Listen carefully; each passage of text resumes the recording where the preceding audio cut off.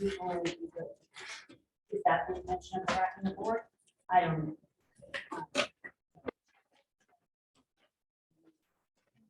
Because if you make the requirements more stringent than this, then you could kick people when they go to read them. This says you can have more than one supervisor. To your point, you can absolutely limit. They can be, I've got boards that do or can observe. When it's hands-on, you say 1-to-1, 2-to-1, or all kinds of different ways where you see fit. Or I know you guys do have some more like my line is more too. Kind of check everything. So we didn't have to do something bad, or maybe there's points where like after so much time, then this one. So there's all kinds of different ways that we can do it. We have a model, we can form it. So this first part is kind of what the law says, what you're allowed to do in the general. But on page 16 at the bottom, the next row, application requirements, is kind of where the papers are. How do you get there? What's the requirement? So under 5, so on page 7, well, my section.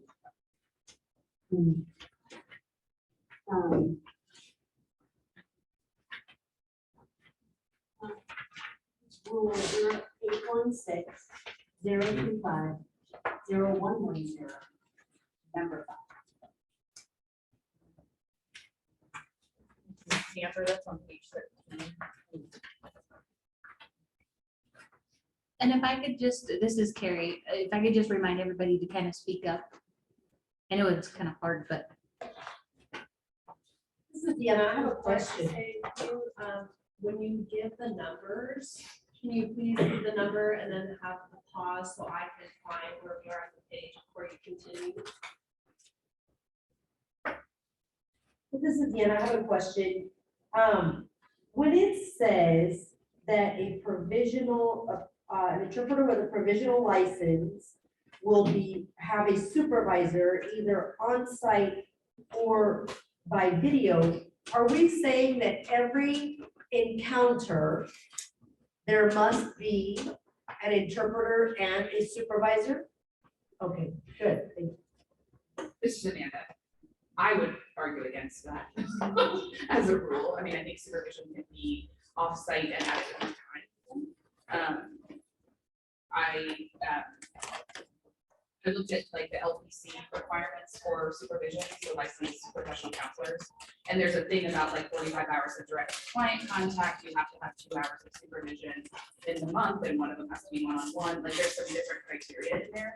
But I would argue that if you are not able to interpret independently, at least some of the time, with consultation about what you take, etc., then that's not good. This is Deanna again. My follow-up question to that is, I don't know about you guys, but I feel like we have limited amount of good quality interpreters. And if every interpreter that has a provisional license has to have someone that has a supervisory license connected to them, that is going to be very difficult, as we found out in the last meeting that we had to cancel because we didn't have interpreters. It's going to be very difficult for the interpreters with provisionary license to have someone supervising them if we don't have enough people with supervisory license. Just Amanda, the math wouldn't work out, right? But I don't think we know enough about that yet to know. I mean, like we have our anecdotal kind of thoughts about that, but I don't really know enough numbers wise. Yeah, sure. This is Christy. I think we also have not at all defined what that supervisor responsibility is. That's what is Right. And this is Deanna, but if we say in order to have a provisional license, you must have someone with supervisory licensure above you or connected to you. This is NISA. In any other field, you intern and you learn and you job shadow, this is kind of the same thing, but different. Like, you can interpret, but you're gonna have someone you check in with, feedback. You're gonna learn different things. I think that is more the expectation than having someone directly with you, because that's not always feasible. But I want to be able to check in with Amanda and be like, hey, did I interpret that right? Or I have this situation, what would you do? Like, that is what I think is more realistically, especially for the people out in the rural districts, like, they don't have access to a mass amount of interpreters to feedback with. But also, that's more realistic. This is Caitlin. I will say that interns definitely require that direct supervision. That's a requirement from my interviewing program at BCC, at least, and not sure about Western, but I think it's similar. But yes, the rural areas cannot afford to have direct supervision. And This is Amber, but we are saying that the virtual is an option. yes, though. yes, I do think So that that's that's, a great option. yeah, I just wanted to point that out. Yes, absolutely. This is Christy. Our supervisor is self-appointed. Is the provisional license holder seeking out a supervisor? Hey, anyone willing? That's one of the questions. Who appoints that? This is Amanda. I also want, I want to connect all those questions, but I just want to point out kind of what Caitlin said. Provisional is not student. And I know that the board voted on a student something or other. Yeah, We unvoted it. no, we just didn't file temporary, this is Sandy. We didn't file temporary rule because there is a limited waiver. Is that something we would do? This is Amanda. Is that something we would do as RAC, is recommend a separate rule for students? Okay, cool. I'll put it out. I mean, this is Sammy. It's possible that there could be a special license for students. It really needs to be exempt in law. Students should be exempt if you want. But we think that there's a way to do it in the rules. I just wanted to mention, because I know it says that the they can use supervise remotely or in person. And the thing is, and one thing that we also need to consider is that a lot of the instructors that are providing services in video, they're in other states and they might not hold any supervisors or any of these licenses. So we also need to know that, you know, we might need to also maybe exempt BRI services as well in this ruling. Might be more difficult to. So this is Sammy, some things we need to just table for now, just to try to get what we need to get to, and that's one of them. But it is on, if you. Yeah. That things we know we need to get to, but. This is Melissa.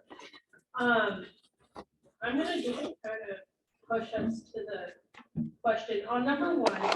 Are there requirements listed in the OAR? If you look in the OAR and the law, do we agree that that is based on the right thing? Because like we're jumping around. So do we feel like everything that is listed is adequate requirements for the law? Number 5. This is Sammy.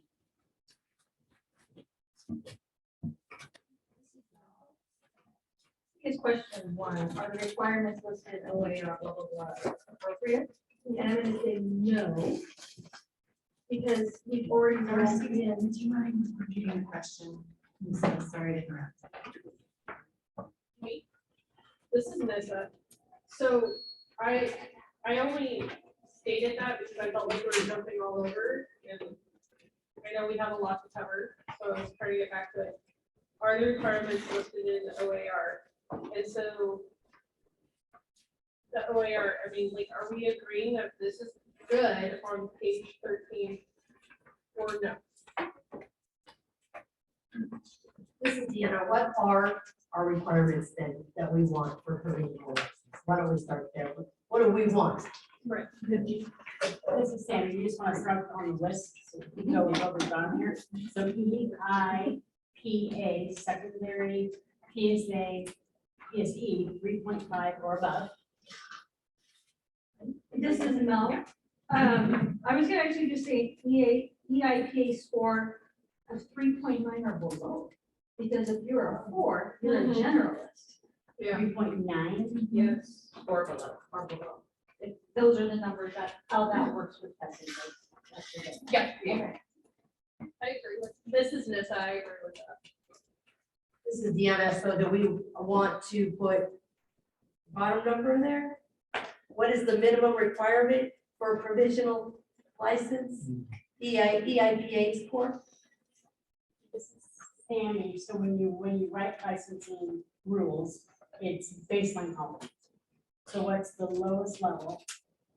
The language, that's just how it is. Basic, what's the baseline competency? So if it's 3.5 is the lowest someone should have to get this license, then that's what it should say. Thank So this is Deanna, what is our lowest EIPA score that we should require for a provisional license? What do you think? Darcy has something to say. For the provisional license, I'm looking at the ASLPI listed here. For the sign language proficiency interview, that is not related to interpreting proficiency or competency. Also looking here, yeah, those two are not related. I don't think they should be included in this.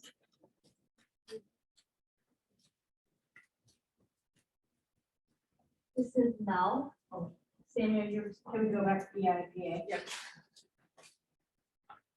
This is Amanda. I like 3.5.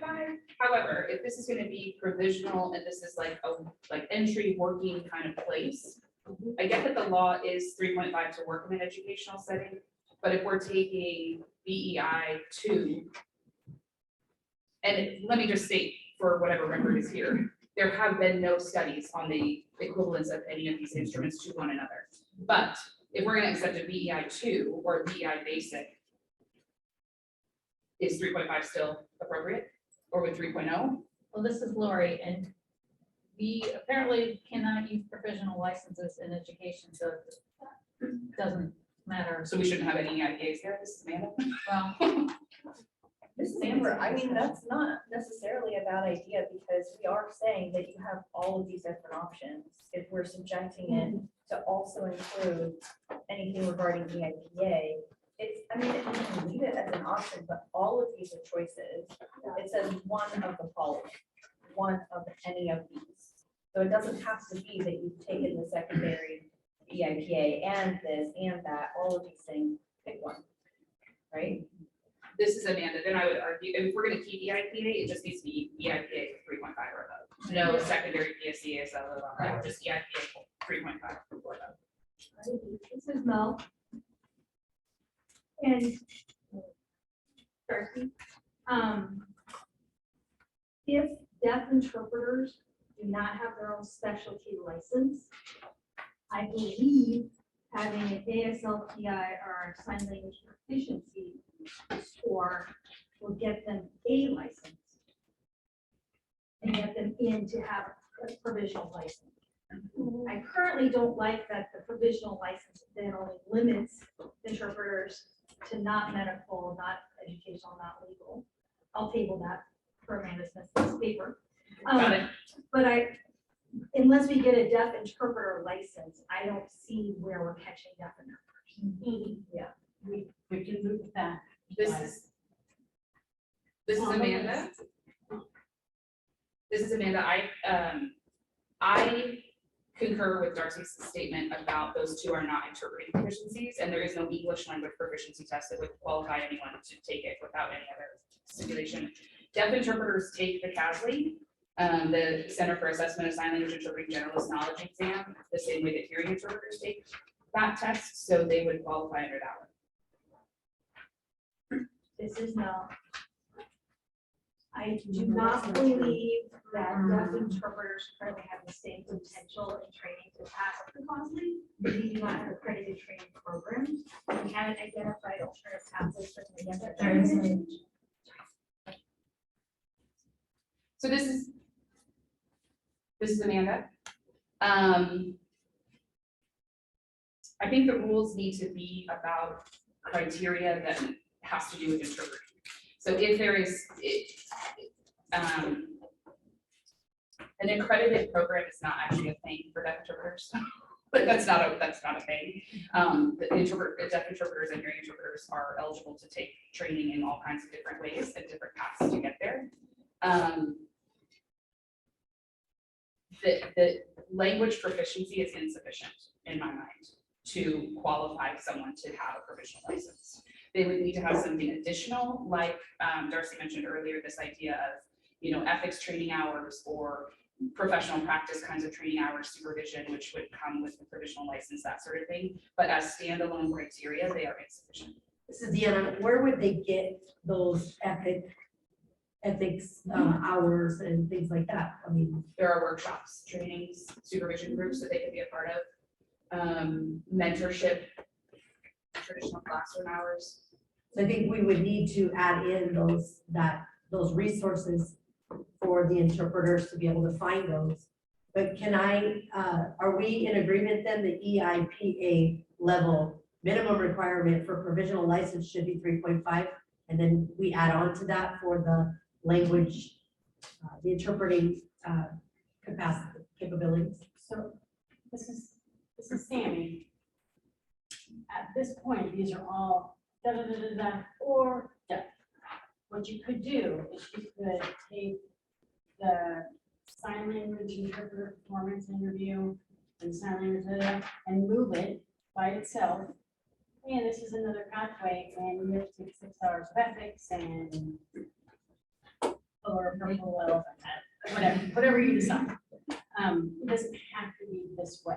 So, but my question to you would be, who are you leaving out by removing this? So be thinking about that in your new profession. Not everybody's been to good schools or whatever. There's codas that may only have that. So just be mindful, but you can add other things to that.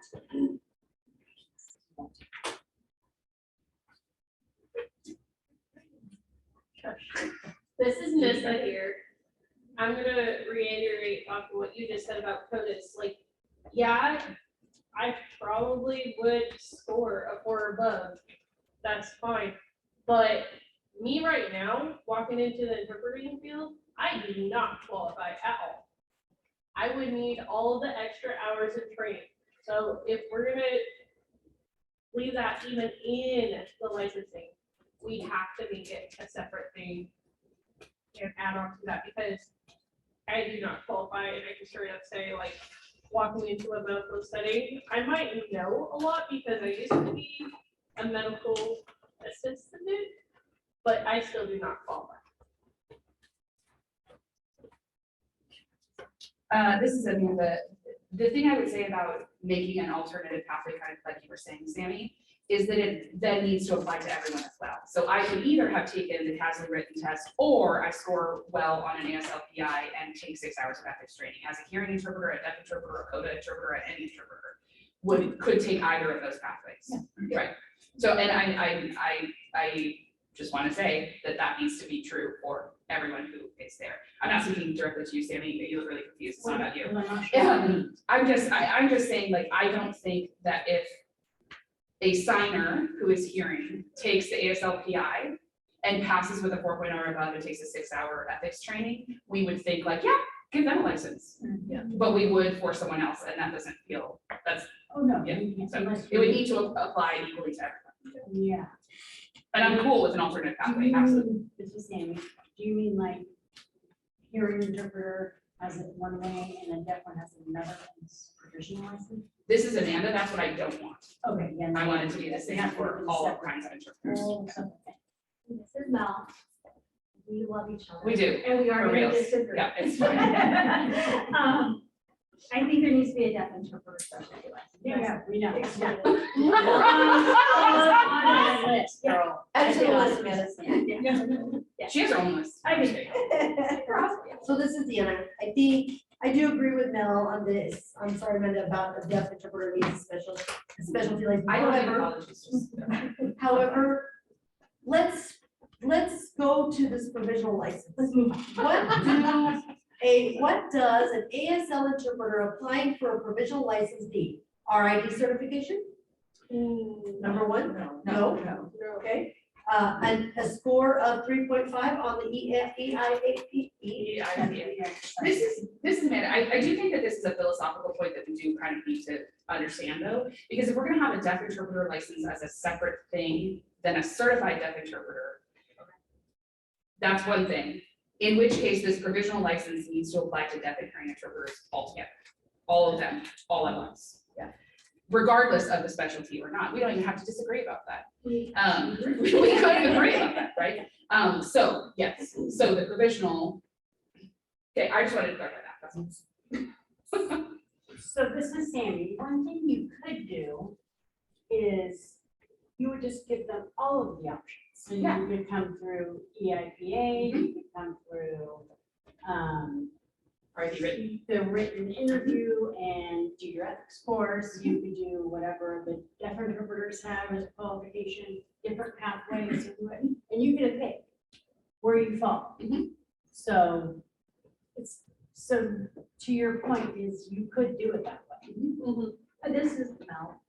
And it could be either or.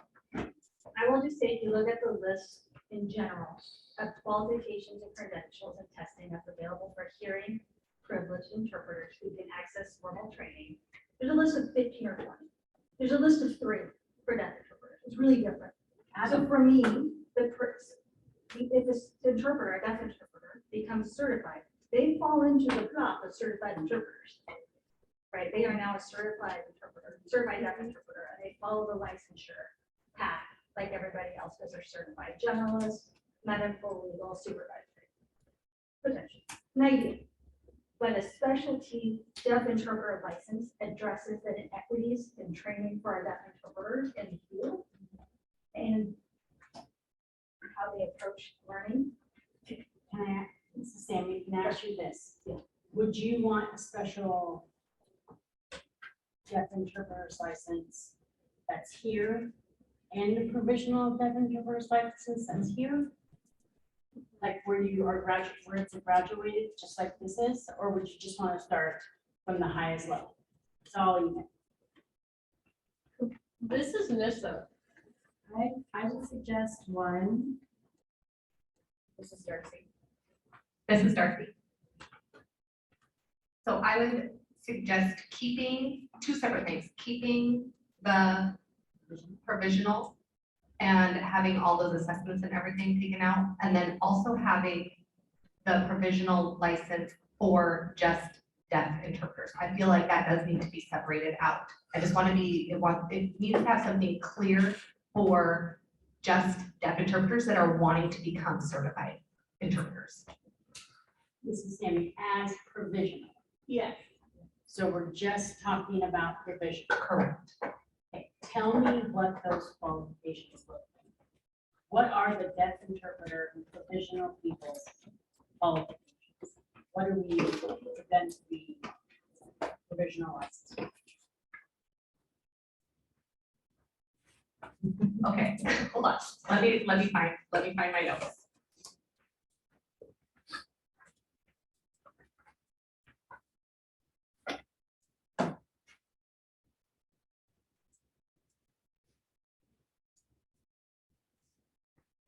So a letter of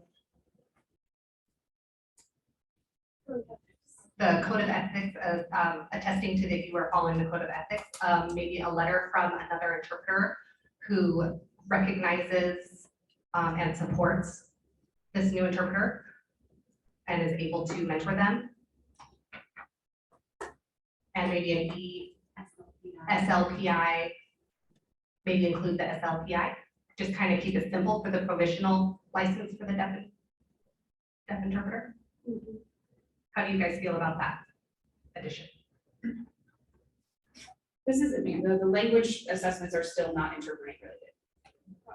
They're language, and they're only I one agree. side of the language. I agree. but then, you know, having a letter from another deaf or hearing interpreter, you know, who has been, you know, able to witness their work. This is Amanda, then why wouldn't the letter suffice? Why would you need the ASLPI? This is standard. What makes the deaf interpreter qualified to be a provisional license? Experience, time, This is Mel. We could say they have to take certain hours of training, certain hours of ethics that are approved by the board. no. Not approved by the No, board. no, no. No. Because that means it's gonna be every time and have, you gotta come back, so we need to give them parameters. So intelligence. This is Nissa. How many hours of training do you feel is reasonable to take to support a provisional license for a deaf interpreter? Like, I know code of ethics have X amount Y, Z of training, but I feel like there should also be maybe some additional training. Like, you can't just jump out there and say, oh, I'm a deaf interpreter, so you have some amount. Correct. Their Exactly correct. experience that they already have, because they've been doing it forever. Experience, and like I said, there is, Sammy, a time where people don't have all the fancy new certificates, so you have to do something else for sleep technology.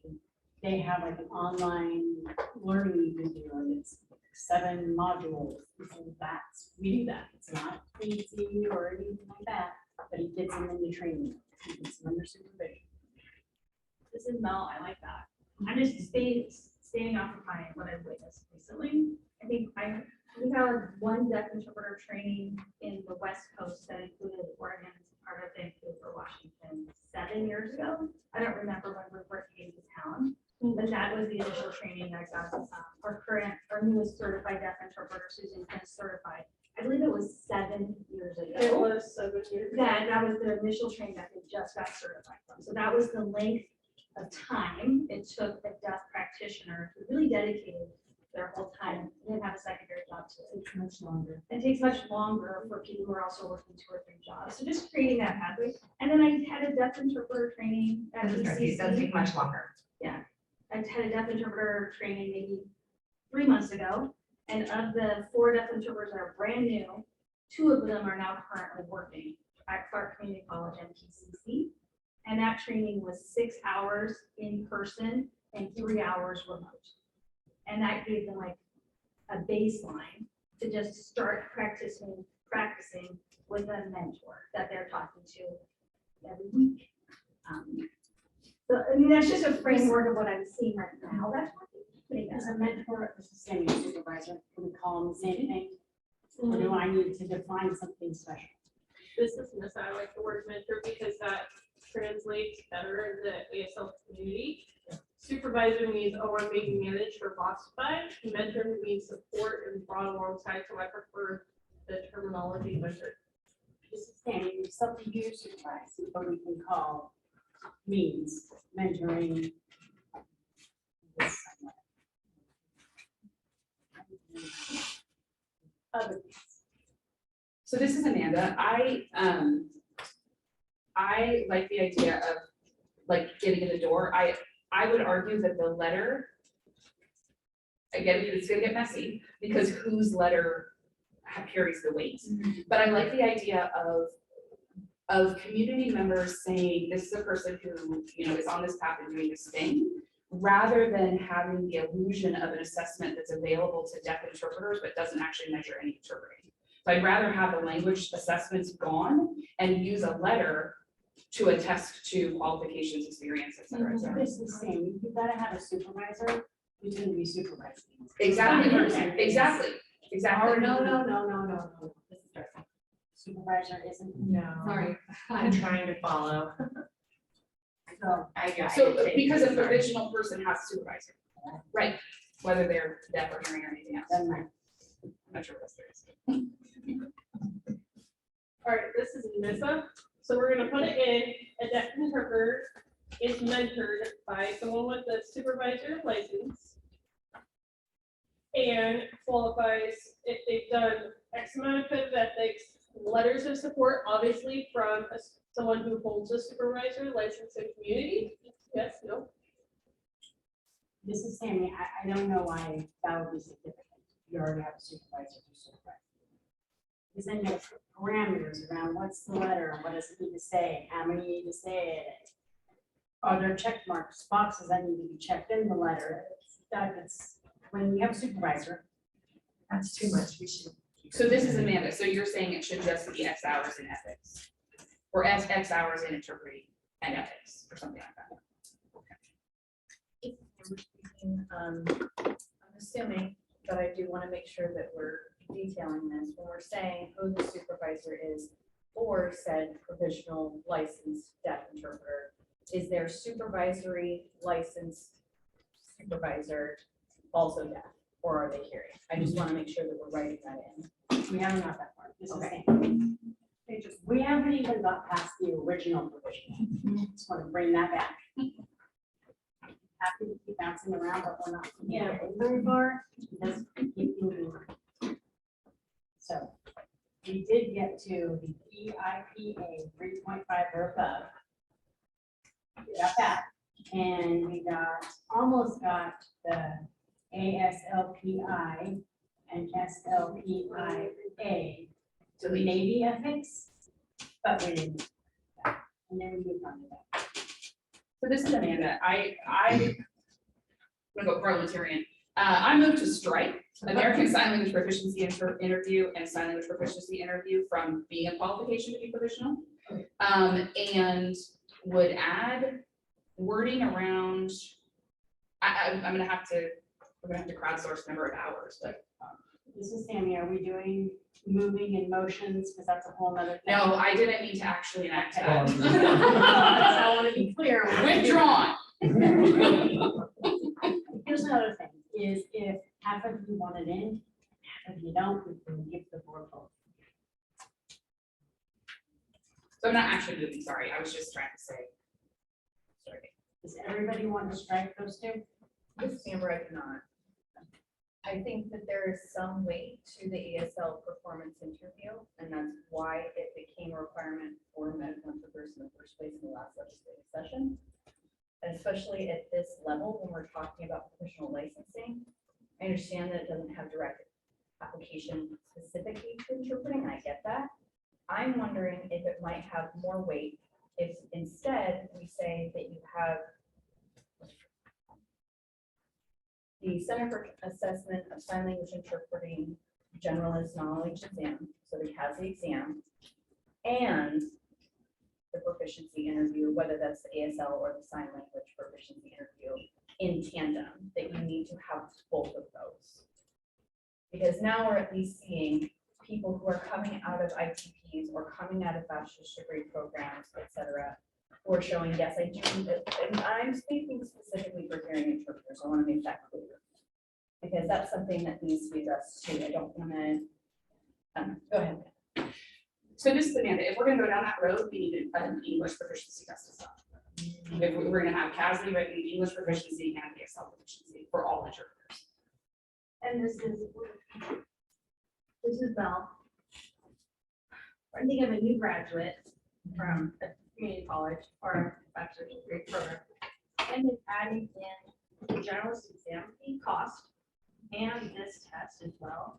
So even just upon graduation, you have $400 of testing you have to do before you can even then qualify for your $200 license. So I know there was a lot of concern about costs and fees. I do think there's a place for like the cause and knowledge exam or something that the programs or training programs are preparing people for and taking. And I agree with Amanda about, I think what we're trying to include more people, not push people out. Correct. And when you add in too much, then you're pushing people out. And let me like, it's an option, it's not required, right? It's an option. This is Sammy. We only have the interpreters till 3. And you guys only done 1. This is Nesta. I like to clarify, this is your base license. It doesn't have to be perfect, so it would be easier to remove that wording, the American C and D. Because this is just the base to get started, get out the door. The requirements are better than nothing, it's better than me jumping out in the field and interpreting right away. So that's fine, and then in generalist, we'll just add that wording. You must have X, Y, and Z. And that's our next foundation step. But I think for a base thing, we want more numbers, so Don't you remove B and D? remove And that's C and gonna be D more. for provisional. This is Deanna. I totally agree with that. We need more American Sign Language interpreters. And in order to get them, to get that initial experience and training, we need to make sure this is a foundation, this is the base, this is the basic. So let's get them in there, get them trained. And Mrs. Sammy, how would taking them out give you more interpreters? because You we're, may have people who are right now have a provisional, but the only way they came in is with this 4.0, and you just, boom, they don't get to have a permanent. Just want you to know that. And I don't see how that could make more interpreters by removing. So this is Amanda. My argument for removing them is that they don't actually measure what we're trying to I measure. understand. But So that's my thing, and we can get into validity and all of those kinds of things as a separate thing. But I think we get more by adding in the language about X number of hours of interpreting and ethics training. Now, that might boot some people currently, like in the interim who came in under ASLPI, sure, but it's going to open it wider than someone. Because again, if we get into validity and reliability, getting a 4.0 on the ASLPI is actually not very common. So Mrs. Sammy, would you remove C and D and add training for ethics and interpreter, or would you want to combine? I would remove, and Amanda, this is Amanda, I would remove them and have the ethics and training. Separate from the EIPA, TBPI, and It would be added to the list of options. Or, this is Yes. Deanna, I would agree with that as long as there is sufficient resources for those ethics trainings that is equally available and accessible to. So here's Amanda, there's a supply demand issue. And when we create the demand, the supply will respond. Like there currently has not been any demand for these kinds of trainings other than people who just wanted to do it. And if we create a demand for it by saying, we need to have this training so that you can get your license, there will be a demand for trainings and supply will follow. This is Amber speaking. Do we want to include, because we're talking about, hey, have this many hours in ethics training, whatever. I'm not seeing any language talking about attending an ITP or graduating from an ITP or anything of that sort. So maybe instead of having the ASL PI or sign language proficiency interview, would you think about proposing something of that sort of like providing proof of graduated from an interpreter training program? This is Christine, and this is only going to focus on hearing interpreters, not that. correct, or not?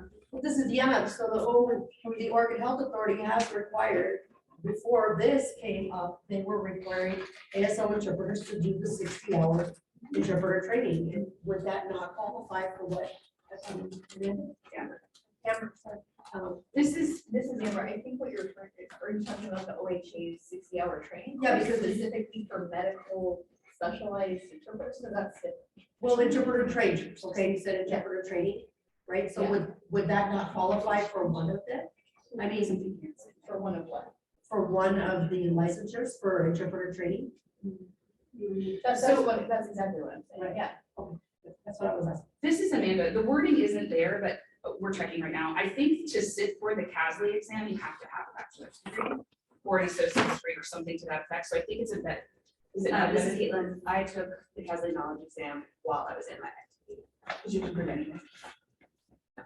I had to be an RIT member, but that was a student membership, and that would get required. This is Amber, and again, to your point, Mel, of like, we want to expand and make sure it's an option for many people, because like, there's some rules with RID, which is totally separate, but like, in order to obtain national certification, you have to have a bachelor's degree. Here, I just wanna say, hey, if you've gone through an ITP program, an interpreter training program, or an IEP training program, that's satisfying what our recommendation is specifically for hearing interpreters, with respect, but we're continuing to open up yet another avenue for interpreters to continue doing what they're already doing, right? This is, Amanda, it doesn't exclude deaf interpreters though, because we also train deaf interpreters throughout our training. So it doesn't exclude deaf interpreters. This is Sam, you just want to add, a graduate from IT.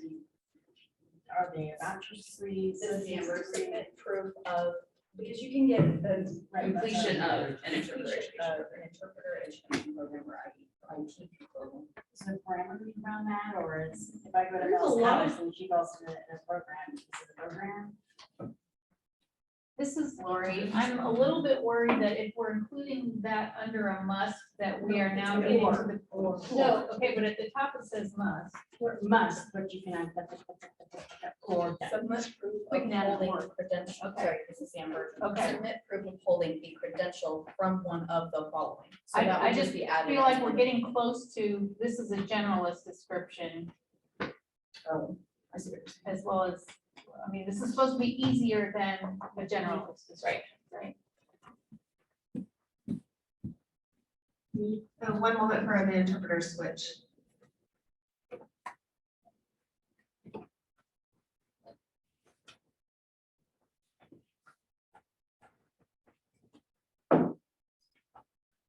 This is Darcy. So in regards to like the interpreter training graduates, you know, for them to get a provisional license. Is there other language?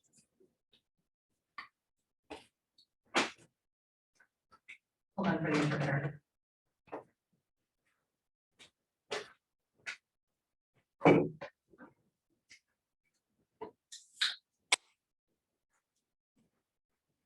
I feel that there's an inequity there, that a certain group of interpreters have the privileges to be able to access that, while the other group of interpreters do not.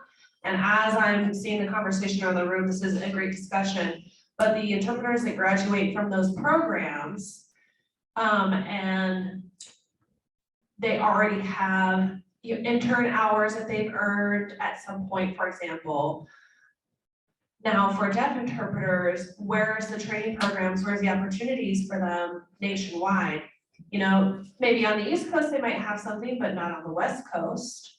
So that's an inequity. Where are the opportunities for the deaf interpreters to get those training and supports? It's lacking, there just aren't as many. So now if I'm looking here at the requirements, if we remove the language assessment requirement, and we look here at the CASLI knowledge, general knowledge exam. Well, some of us deaf interpreters would struggle with that, you know, if we fail the first time and then we have another attempt or several attempts before we're able to pass that. It's a very small pool of people that have that access. I feel like it should be separate from those who have more opportunities in general, since they have more access to programs in general. I think that would be more balanced for the deaf interpreters in regards to opportunities for both groups of people. I think those should be two separate things. There should be a deaf license as well. And we can hold on until later for that discussion, but I wanted to put that out there. This is just that, I agree with what Darcy said, like, I think provisional should be very basic, and I like what you said. This is Amanda. So if we take out the languages and we add in the X number of hours, what is the X number of hours? So I know that, I don't know, what is the X number of hours of interpreting and ethics training for anyone? But we're thinking about the pool of deaf interpreters, but really for anyone. What is the X minimum number of hours for someone to feel like they've got footing to then become provisionally licensed, to serve as an interpreter under the supervision of a supervisory license. So what is that X? This is NISA. I would like to reframe that and use myself as an example. If I was to go get my provisional license, how many hours would you guys feel comfortable for me to represent the deaf community as an interpreter? Like, how many hours would you feel that is reasonable?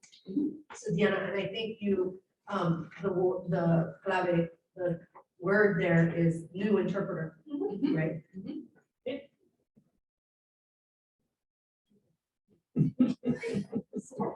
This is Sandy, under supervision. Correct. Meaning they're not by themselves, they're not really, they're have a supervisor. This is NISA. It would be no different than me checking in with anyone here that has X amount license. We're gonna pretend they all have supervisor license. So I could go to Amber and be like, hey, I've had this situation, blah, blah, blah. What would feel better for the code of conduct? And I have X amount of hours, like, are we saying 10? Are we saying 20? Are we saying 40? Granted, yes, I'm a CODA. I have all the deaf knowledge. But if I wasn't a CODA, what would it be? I kind of want to ask, this is Caitlin speaking. I would kind of like to ask Mel, because you mentioned that there was a. No, just because you mentioned that there was a training for some of the newer deaf interpreters. And so what did that training look like, and did you think that that was a reasonable amount? This is Mel responding on the fly. I just want to acknowledge that in a social justice lens of inequity in education and training, many times deaf people have been interpreting at residential schools for hearing teachers since forever, right? So like when you talk about experience of interpreting, that is a different lived experience, like our COVID, whatever. So to equate my deaf training with people that self-identify by the deaf community, other deaf members that they want to have as deaf interpreters, really different field to answer that question. Okay, so if I'm just saying the general training for somebody coming out the door who's hearing, who isn't a heritage signer or any of that, it's a lot. Yeah. So I'm talking 200 hours. Oh. Yeah. This is Christina. Can I just clarify this is Darcy Cutter? I just need to clarify.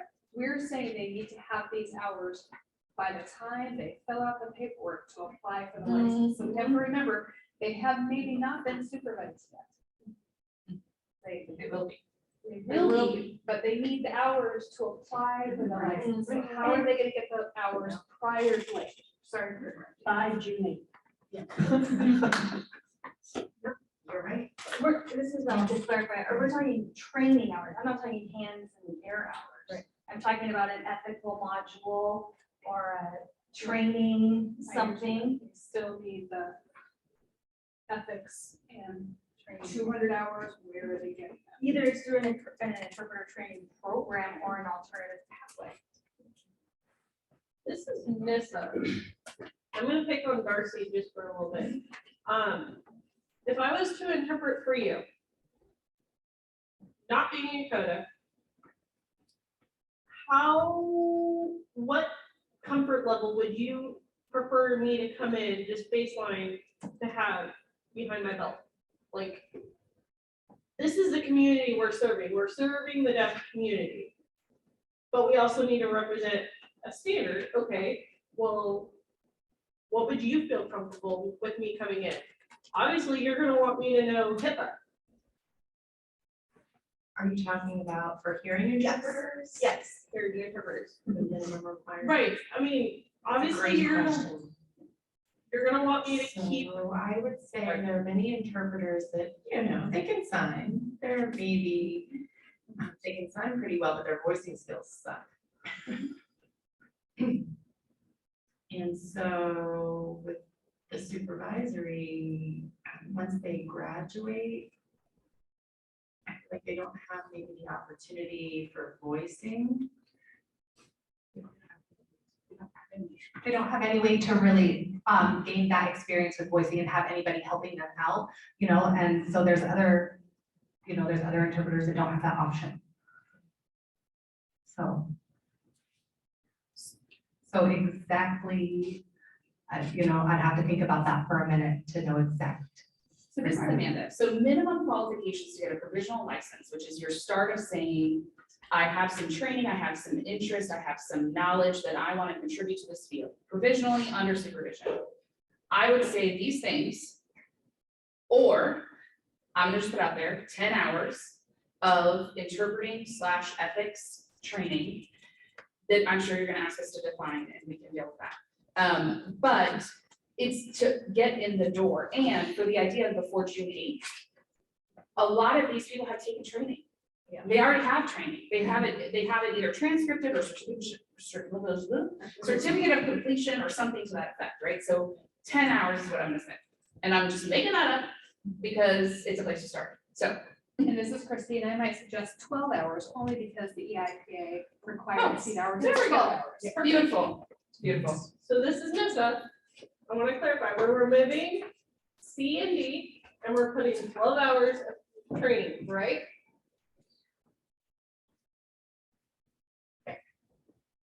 Here's for the switch. Work to get that. This is Amber, I would just like to say, I appreciate all of the perspective that we're bringing to the table to make sure this is as equitable as possible. So, thank you, everybody. It all makes sense. This is so sorry for pushing. No, you can't have, you can't have one. Sorry, I'm still thinking on it, I'm still thinking on it. This is Lori, and I might be lying about what I'm about to say. It looks to me like to apply for the provisional license, you almost have to at least already be enrolled in an interpreter training program, because it's only good for 1 year. Provisional. Provisional, they should be out. Well, we just added that as an option, was having graduated from. I don't think we actually added that. This is Amanda. Did we actually add that? This is Amber. I think that when we put in those 10 hours of training, it automatically will say, oh, well, I've already had far more than that if you are in an ITP. So that 10 hours will qualify for both of what we're talking about. So it negates the need to add in the ITP. Okay, but if I've had 10 hours of training, but I'm not yet. Sorry, that should be separate, sorry, that should be separate. Sorry. This is Oh, Amber. That should be separate. This is Well- Amber. She just has to make sure that she's saying it into the mic as the interpreter so that the caption can catch what's being said, just so you know. Just Sammy, what's separate? Oh, forget it. Lori, starting now. This It is was the Amanda. legal license that's good for 1 year. Hang on a second. The provisional license. how They're long all is that? 1 year. They're all 1 year. Okay, but the ITP programs are more than 1 year, correct? So the license becomes inactive after 1 year. Right. It's not renewed. So this is NISA. This is NISA. From what I'm reading on the law, there's nowhere that says you have to have X amount of like schooling. So for anyone to actually take X amount of hours. Okay, I'm gonna reframe this because I don't know how else to say it. So if somebody was gonna interpret for my parents, I want them to have 12 hours of training. I don't, minimum or more, minimum. Because you need to hold yourself accountable for your actions. I want you to follow the ethics. You're gonna be representing my parents. You better do it. Provisionally, the supervision. Provisionally, sorry. So, yeah, I would say 12 hours is better than my brother interpreting. This is Christine. I think I'm confused. I guess I would say I would not want anyone who's only had 12 hours. And that's what we're proposing potentially. Nowhere does it say you have to complete it. I think we need to add that. In addition to that, you need to complete it, you need to do these things, and you need to have 12 hours. Right? This is, I don't think it's appropriate to require a degree. Because there's many heritage users that can't afford it. There's a lot of really skilled people in the field. I have an interpreter who's a CODA, who's been working for 30 years. She doesn't have a degree. Beautiful and fantastic. And if she is denied simply because she doesn't have a degree, that's going to ruin things for kids all over the state. This is Nissa. I'd like to refer back to what Darcy said. If this is baseline licensing, okay, we don't want to add degrees and stuff because now you're going to expect a deaf interpreter to go get a degree. That is not reasonable. Generalist, we can talk about that. Supervisory, we can talk about that. That's a different thing. But basic, get out the door. This is better than pulling in, X, Y, and Z who likes to help the deaf community. We all know those. This will hold some standard of accountability. This will fix a lot of problems currently in the deaf community right now. This is Deanna. I totally agree with this. This is baseline. This is get in the door, get that, and then during those every year of 5 years that they're renewing, hopefully they're gonna get more training. They have a supervisor, they have a mentor, and that's gonna help them to get to the next level when they have to renew. I just wanna clarify as well. So are we saying like the 12 hours aside from the EA 3.5 and above, I mean, would that show then, that they have the ability to interpret it? Because, I mean, it's very different than if I say, okay, I'm gonna speak 12 hours and I'm gonna go and interpret when I'm not looking the language. Or is it always saying, okay, this person has to have any of these things plus the 12 hours? I just want to clarify. No. I can't respond to that. You have something else? I. Okay, this is Amanda. I think we're saying it's or, they're all options, right?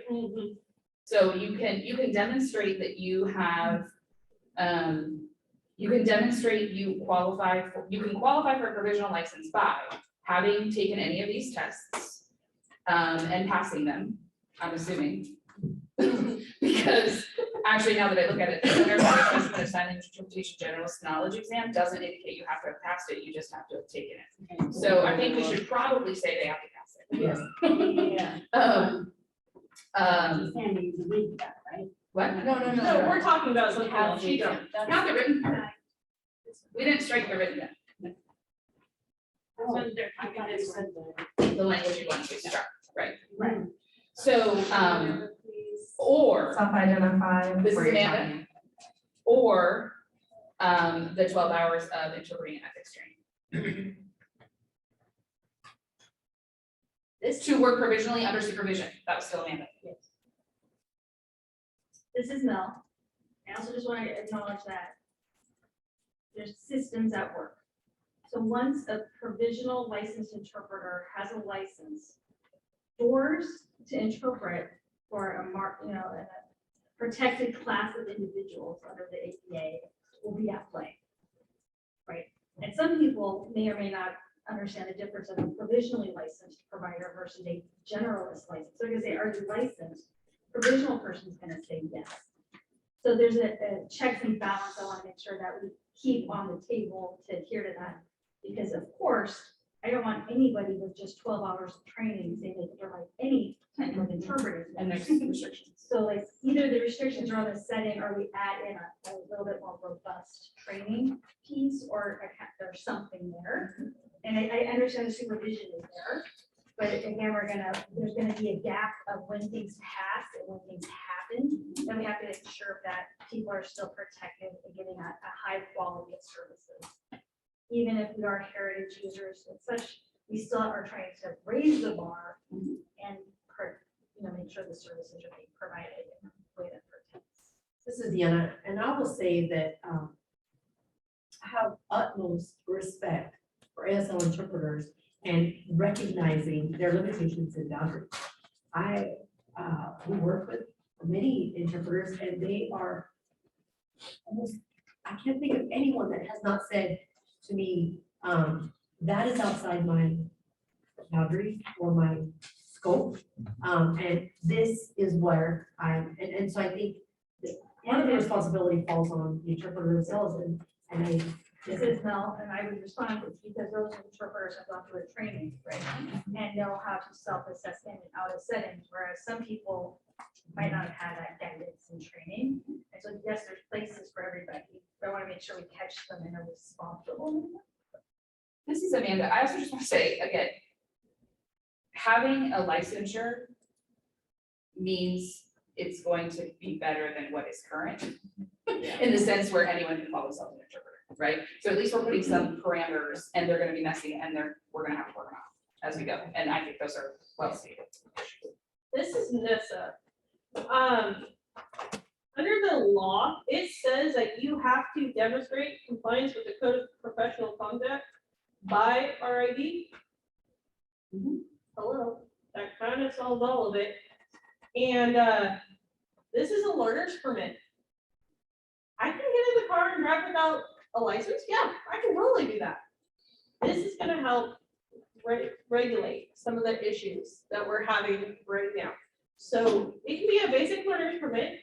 I got mom in the car, she's teaching me how to drive, okay? I've got my mentorship, we're good. That should be equal to the deaf interpreter same. So I feel like right now, as it stands with the 12 hours, compliance with RID, like, that works for a learner's permit. This is Amber in the favor of time and keeping on time. Can we come to an agreement on that to go ahead and strike C and D for the American Sign Language Performance Interview and the Sign Language Proficiency Interview Score, and propose to enact 12 hours of training?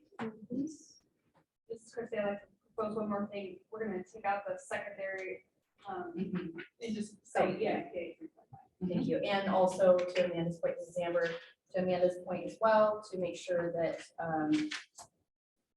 for HI, whatever that is, Center for Assessment of Sign Language Interpretation Generalist Knowledge exam and has passed. That needs to be added in as well. This is Amanda. Question number 2 under provisional. I would argue the credentials need to be active if you're going to use them as a qualification. Yes. Which one? This is Darcy. Number 2 on this one. I don't know if we want to talk about this now. I just have one more thing that's related to the provisional license. I'm looking here and I see it says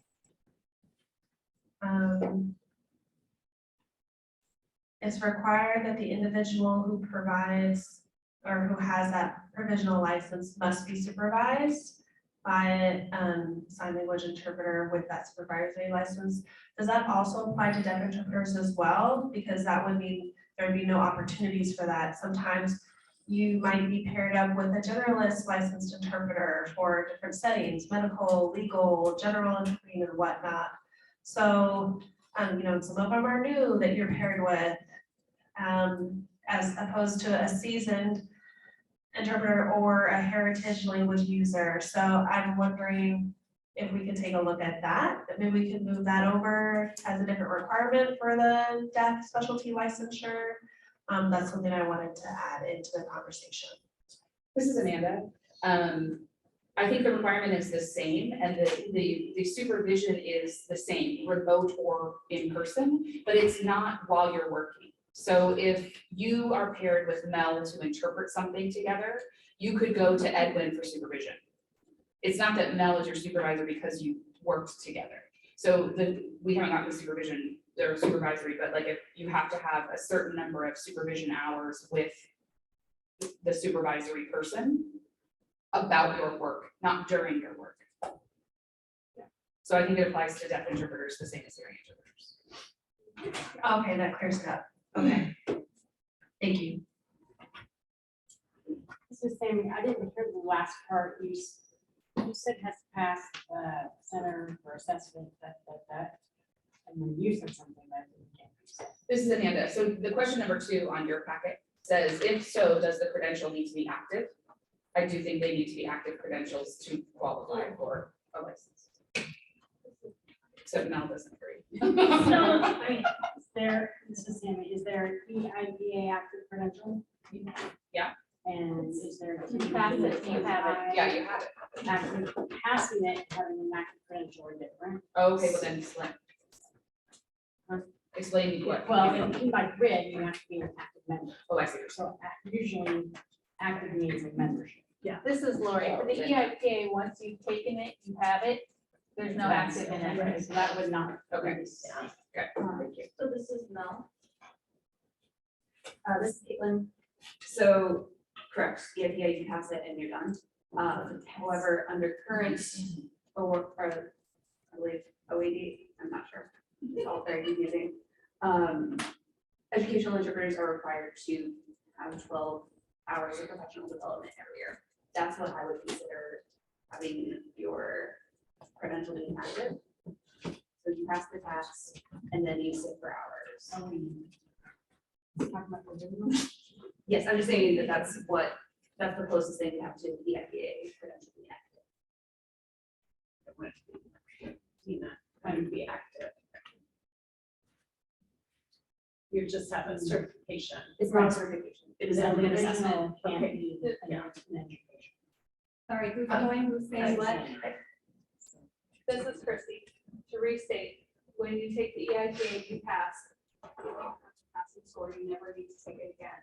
But in order to say that you're keeping up with that EIPA, you need to have your 12 hours every year. Yep. So that's the active part. If you have the EIPA, but for 4 years, you have no professional development. I don't know if there's EIPA police. Yeah. I've never met them. But in theory, if we're gonna follow our code of ethics, we should have 12 hours per year to be active with our EIPA. So this is Amanda, this is where we make up stuff in our field, and we don't use the word credential the way you use the word credential, and I think we need to use it the way you use it, not the way that we use it. So as a credential, it is a test or something that we have passed, and then in order for it to be active, it's something that we have kept up with in some way, shape, or form, and can verify. I'm not sure that's verifiable. I'm trying to figure see that, I mean, it's verifiable in some ways, but not in others, right? So, yeah. This is Yeah. Chrissy, every year, in the meeting, I say, here's your track sheet. Right. Keep track. Right. Mid-year, have you done it yet? Yep. End of the year, give me your 12 hours. Yeah. So You I track it. hold the threads. Yes, yeah. This is Amber, I think that's exactly right, because I still have my EIPA, even though I'm not doing 12 credit hours every single year. It's still there. I think that's more of an employer requirement. It's an OAR. It's an OAR. OAR. That if you, this is Chrissy, that if you hold the EIPA, you must be current with the required 12 hours per year. So if you were to come interview for me, please do, I would say, are you current your license? Do you have proof of your 12 hours? I would ask that right then.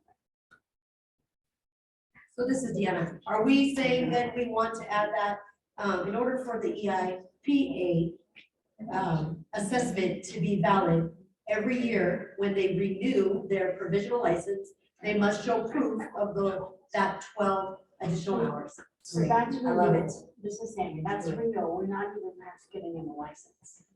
Get them a license, and then if you want, the provisional for that 12 hours of CEUs in education, you can do that. But again, a provisional can't work in education because they don't hold a general or a supervisor license. I didn't write the law. It's on my list. I got it. Number 3? See, Deanna, I think we've already answered number 3, Yep. right? So number 4, by whom? Number 4, this is Amber, should a supervisor be approved before a professional license holder provides services? This is Caitlin. Just to clarify, approved by HLO to have a supervisory license. Is that what that means? This is Sammy. So 2 things. Yes, I'm a supervisor license. And I have 3 years of experience. That's a separate from a supervisor. Supervising. So what you guys need to do is determine what the supervisor criteria is, to supervise criteria, 5 years of experience. So this is, Deanna, I think that this question can't know the answer until we get to the supervisor licensure, correct? No, because I'm here.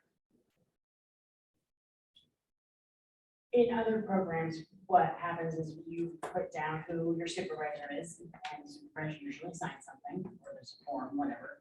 And when Michael gets the application, he verifies that supervisor, that is a licensed supervisor and or generalist, and check application. So that's all that's all. Yes, so yes. This is Christie. I guess I might still be stuck on, how is that coming about? Does the provisional seeker, license seeker, is it their responsibility to find their supervisor? Amber, or does the OHA have a list of supervisory interpreters who have attested to being, attested to consenting for any supervising? And have like, almost as like a registry of such. No. This is Christie. This is Christie. Have that. I can imagine maybe someone moving in from California, they apply for a license, they don't know who those Yeah. folks are to get a supervisor, so I think we need to have to. This is Tina. What we do now for certain boards is we have a list of supervisors that have already applied, they're already, That's different. Because that they will supervise. that's a whole nother question. Right. I don't know where you're at. This is Nissa. You can mentorship with anyone that has a journalist or a supervisor ID license according. So even if you teamed interpret with someone and did your feedback, can't they sign off on the hours that you interpreted with them as like mentorship and supervisory? Or you make connections. The deaf community is not that small where you don't know everybody. You move in, you're gonna find everybody once we start interpreting. So This is Sammy, do you mean like, you wouldn't have like, Nissa is my supervisor? Because what happens is, you got a little here, you got a little here, you got, and then who's tracking it? Right. No, we're not. no, like You're having a provisional license holder tracking, and nobody's like common theme, like, you haven't learned this, and you haven't learned this, and you're supposed to learn that, and you're lacking here. I mean, that's what a supervisor is looking for. So maybe you have a core supervisor, and then you can have 25 other ones who are signing off. I mean, and you can do it that way, where you just like, you have to have some kind of supervision from anybody that you want, as long as they hold a license. this is Nissa, but that's not how the interpreting world works. You don't have a boss that is following you everywhere. They don't have to. This is Amanda. So this word supervision doesn't mean that kind of supervision. This Yeah. means accountability for our work. Yeah. And so if we don't have an individual who is holding us accountable to our work and we get this piecemeal thing, then we actually have no accountability for our work, right? And so when we get to the definition of supervising and supervisory tasks or those kinds of things, I think we can get into that more. But I think that supervision time, I will admit that I'm completely biased in this, but supervision time is separate from interpreting work about the work in order to improve our product for consumers. And that is a separate activity that we undertake. This is, I think my fear in all of that is, as new interpreters are graduating and coming into the field, and we've got so many, we have a very limited resource of, I feel like we have a very limited resource of people who would be willing, able, or with time constraints, to do the mentorship supervision. I mean, that's gonna, like you just said, it's gonna take more time and effort, and, I mean, I mentor people, and it's hard, and it takes a lot of time from my schedule, and so that would be one of my fears, is, will a new interpreter with the provisional license, be able to find someone who will be able to mentor them in a supervisory license? This is Mel.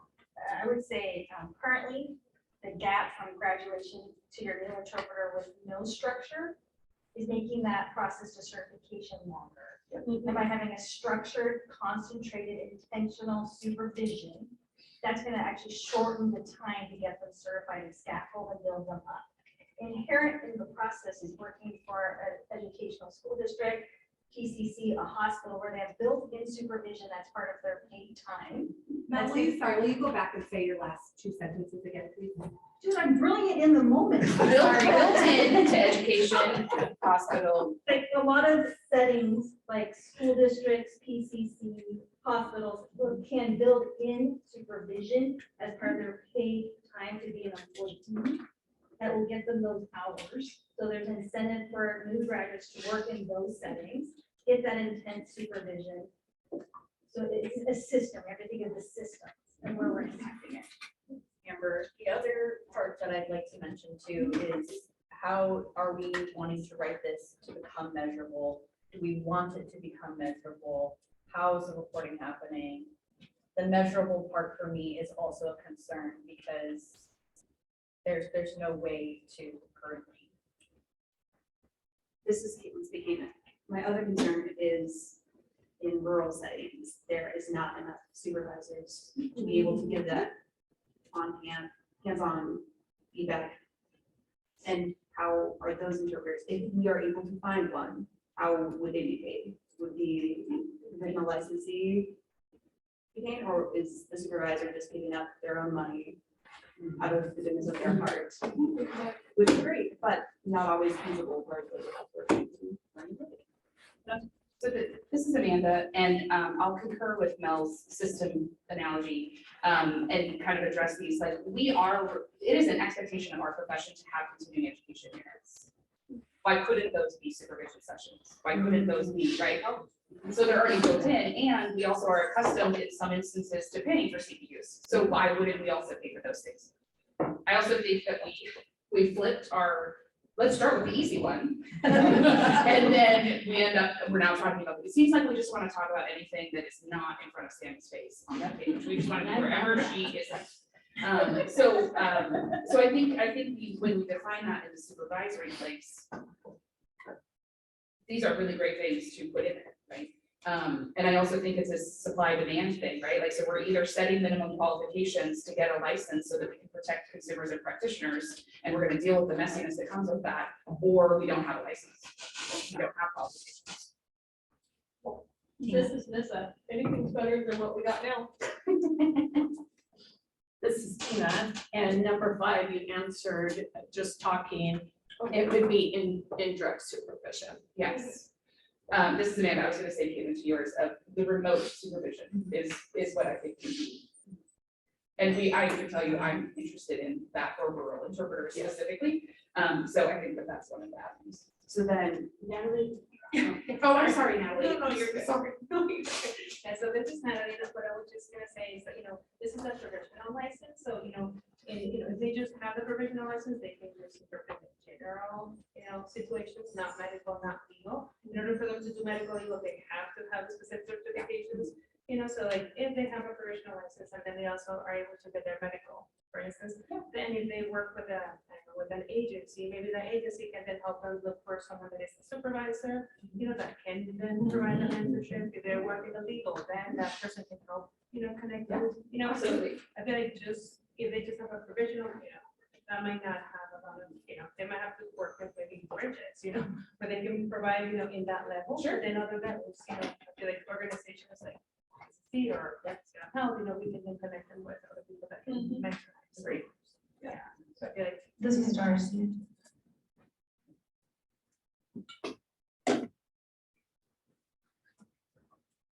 You make an excellent point.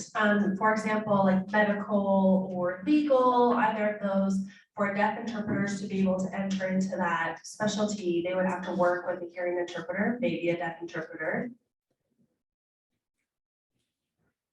I need to back up for the copy signing. I forgot the interpreter was copy signing for the Zoom meeting. We're good to go, okay. Just because people were looking at me, oh, and now they're switching. All set? Dang it. Oh, okay. So yes, that is a great point, and it's the example that I was talking about that is related to what you were saying for those legal and medical settings that I can think of is a deaf interpreter. How would they, work in those settings? Typically, they would be paired with a hearing interpreter or another deaf interpreter who may be certified in those settings. So that's a good way to get them connected or locked into that with supervision. For the other license, for example, if a deaf interpreter wanted to do the provisional, but they weren't able to interpret in a medical or legal setting, then how would they have access to those settings since there aren't any formalized trainings for them in those specialties? So I do think that we need to consider if, the supervisory interpreter has that license, would they be able to supervise them in that setting? So, in the law, it says this is Sammy, people who can work in those settings. Generalists. This is I don't know why Amanda. I did it. Right. This is Amanda.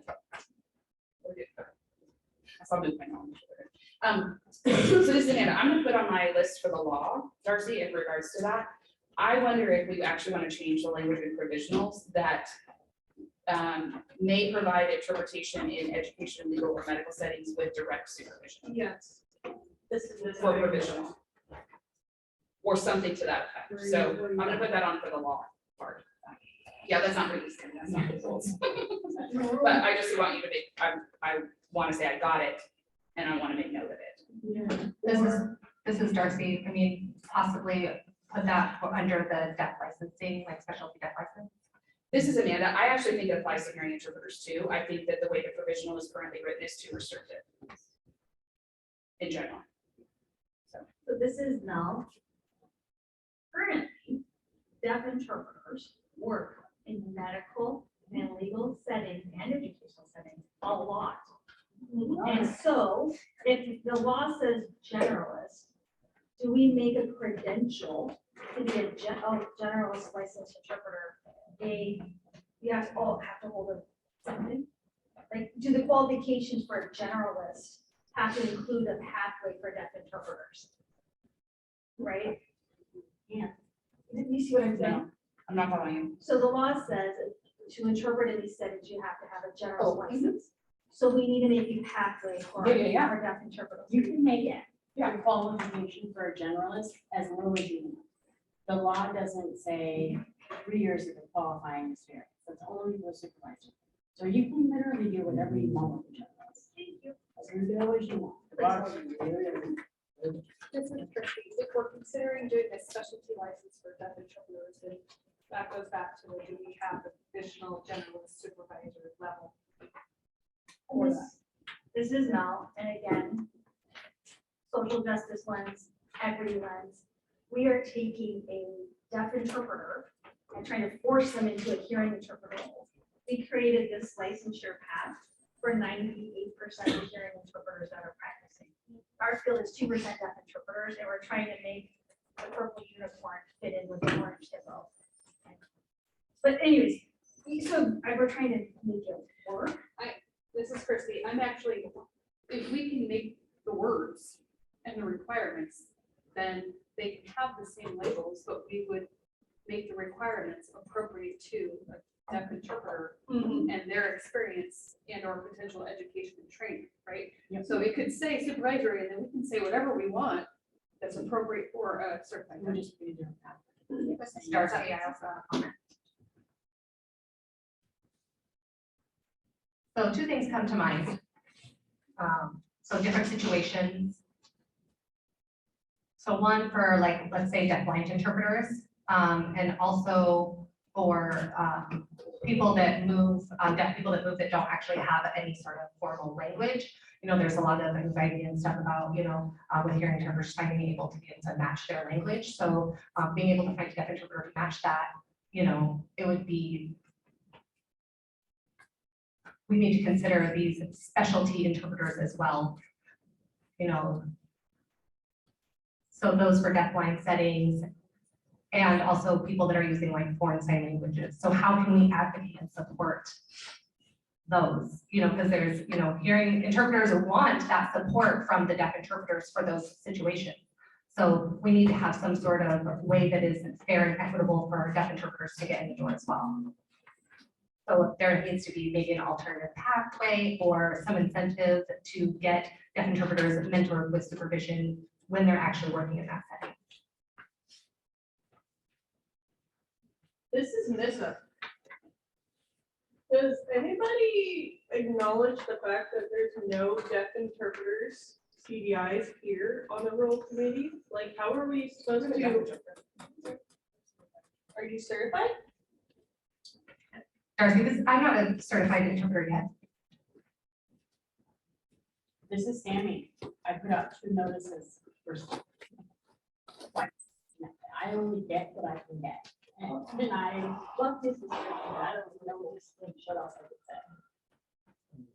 I just know that there was other people notified, so I was just trying to broaden the scope. I don't want to miss Thanks, this. Amber. I think it's a great Something. opportunity for us to redirect to what we have in front of us, because we have about 2 hours left of our time, so I think we could try and prioritize questions that are on the paper. So this is Sammy, we have about an hour and a half, and we need 15 minutes, 20 minutes for public comment. So, yeah. This is Amanda. Sandy, did you get an answer to number 5 for us on page 8 under provisional?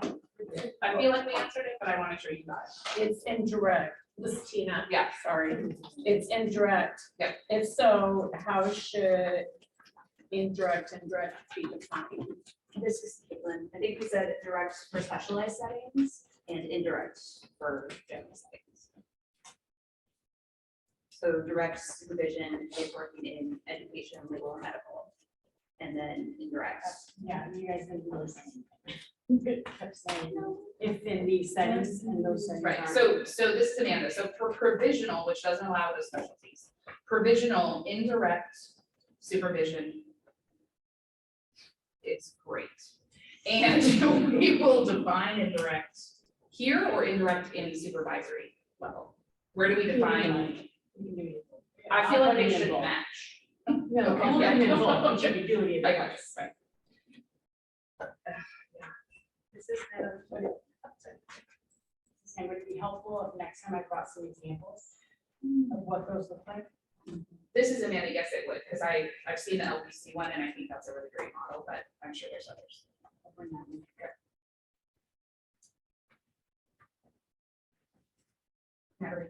Well, no, I was just gonna say, like, if indirect, definitely the mentorship and check in with the interpreter, that would be indirect one, right? And then the Yes. direct will be like one-on-one, like, or you know, supervising will have it as their interpreter. You guys, this is Sandy, figure out what you want. Like, in my mind, I'm thinking electrology has where you can have 4, 5, 6, because different supervisors do different things. Like, some of them do transgender, only face, so they go move around. But one supervisor could like make sure they're learning everything they need. So you could do that. And then you could say, oh, and every month you need to have a check-in with people. I mean, you don't do anything. It's very broad to create one.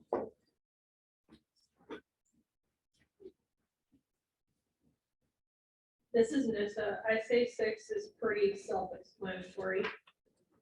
Amber, This is Amber. Number 6 reads, should the supervisory license be active license with no current or pending disciplinary action to be able to supervise a provisional license holder? I read these questions because I also recognize that our participants on Zoom may not have these. This is Sandy. One of the comments said, they didn't think so.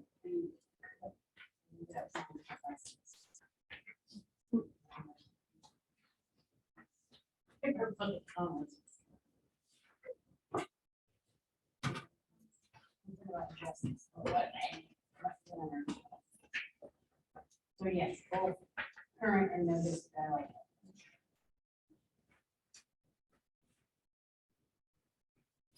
7 is how many years of experience? This is Amanda. I would say at least 5, and we need to define experience, because there's also the idea of experience in what? Just in practicing as an interpreter, or also having some additional training in mentorship and supervision? And or is that not part of it? This is Sandy. That would be in your. the supervisor. Okay. Yep. I wanted to at some point circle back to make sure the list in the draft rule is right or not right. If we never got to like the TBI ones, the NAD, I want to just make sure I got it all organized. This is Caitlin. I think we said TBI doesn't have to have the individuals just label it as Well, you TBI. said it, but no one ever confirmed. And then the same for RID and NAD. I'm sorry, this is Amanda. Are you saying for provisional? Yeah, so for provisional, we made it EIDA 3.5 or above. No CND, E, F, G, H are fine. I is fine. With full levels or no? One saying no, one saying yes. I mean, could we say TBEI basic or above? Yeah. Okay. And then adding a J, which is gonna be different. talking about number 6 and We are on the application requirements. This is Amanda. We're on application requirements for provisional license on page, oh, mine is 13, but I don't think that's what the new one is. Oh, Okay, thank you. Yep. This is still Amanda, and then adding the 12 hours of interpreting as an or. This is Sammy. So one of you said 12 hours of an interpreter and ethics, and then one of you said just 12 hours. And no one ever agreed.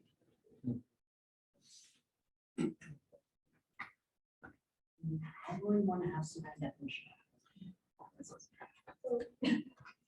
And this is Tina, how hard is it to get? Not that hard. Not. This is Amanda, not hard at all. This is Lori. My take is that we might think about separating the ethics training from other training, or we might have somebody sit down at a computer and plug out 12 hours of ethics training and have no experience at all. Oh, like this is Amanda, define the. Like, this is Sammy, like, in-person training versus not in-person. Well, I You can mean, do like- ethics course right here. This is Lori. Maybe say required 4 hours of ethics training. Or whatever. Oh, how to. Yeah.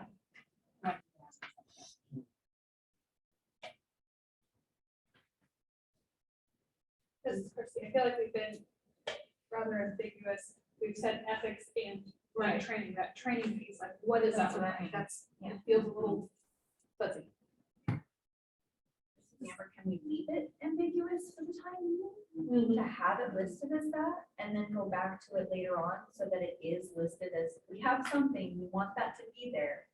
And then come back to it so that we can continue to elaborate on that further, because that training could, we could say as defined by the board or whomever, and. Nope, not really that.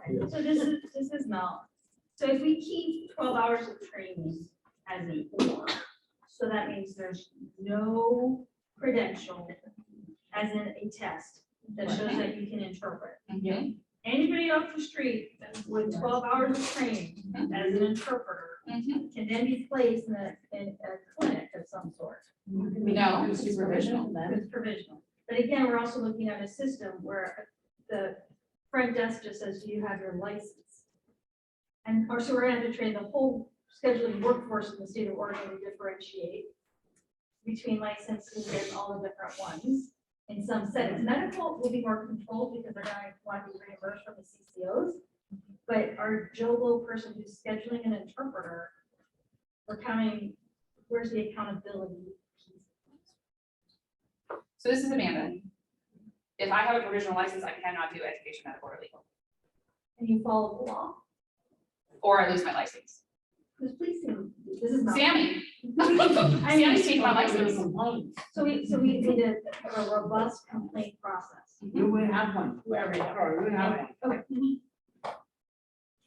This is Chrissy, I do think the onus is on the professional interpreter to be very transparent and clear. And yes, there will be people who don't, and then there will be mechanisms by which we can say, This is Deanna, but, and also the mentor or the supervisor that is that, you know, you have that checking in with them and they're asking what you've been doing, you know. Well, I went and I interpreted medically. Wait a minute, you interpret in a medical setting, you only have a provisional license.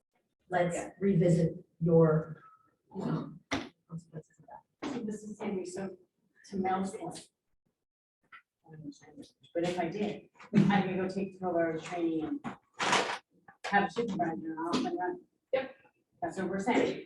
Now, you could say, if you come in that pathway, you must have direct supervision. This is, That. no, I would say yes to that. This is Amanda, we have that pathway because of people who have limited options for getting training. So if you're gonna now say that all deaf interpreters need to have direct supervision, For a different method. this is that pathway, the 12 hours is that pathway. I thought we were doing, This is Mel. I thought we were doing a deaf interpreter provisional license that was separate than this general. Do we clump them back together? No, we don't. This is Amanda, I never unplugged them because I think interpreting is interpreting is interpreting. We know. And I know how you work it. This is Caitlin. I might also just want to add, you want to go back to the supervisory, but I think the supervisor needs to approve all of their supervising. So if they're like, oh, hey, 12 hours. Yeah. Then the supervisor has the right to deny. No, It's well, pre. Sammy, that's what I was gonna ask before, actually, when we are asking interpreters to apply for their provisional license, does that mean they need to already have their supervisory interpreter ready to go? They have to have that. Yep. this is, you don't have to, but you said yes to the question. Right. This is Amanda. We don't know things. This is this side. It might make it easier to have sign language proficiency and 12 hours.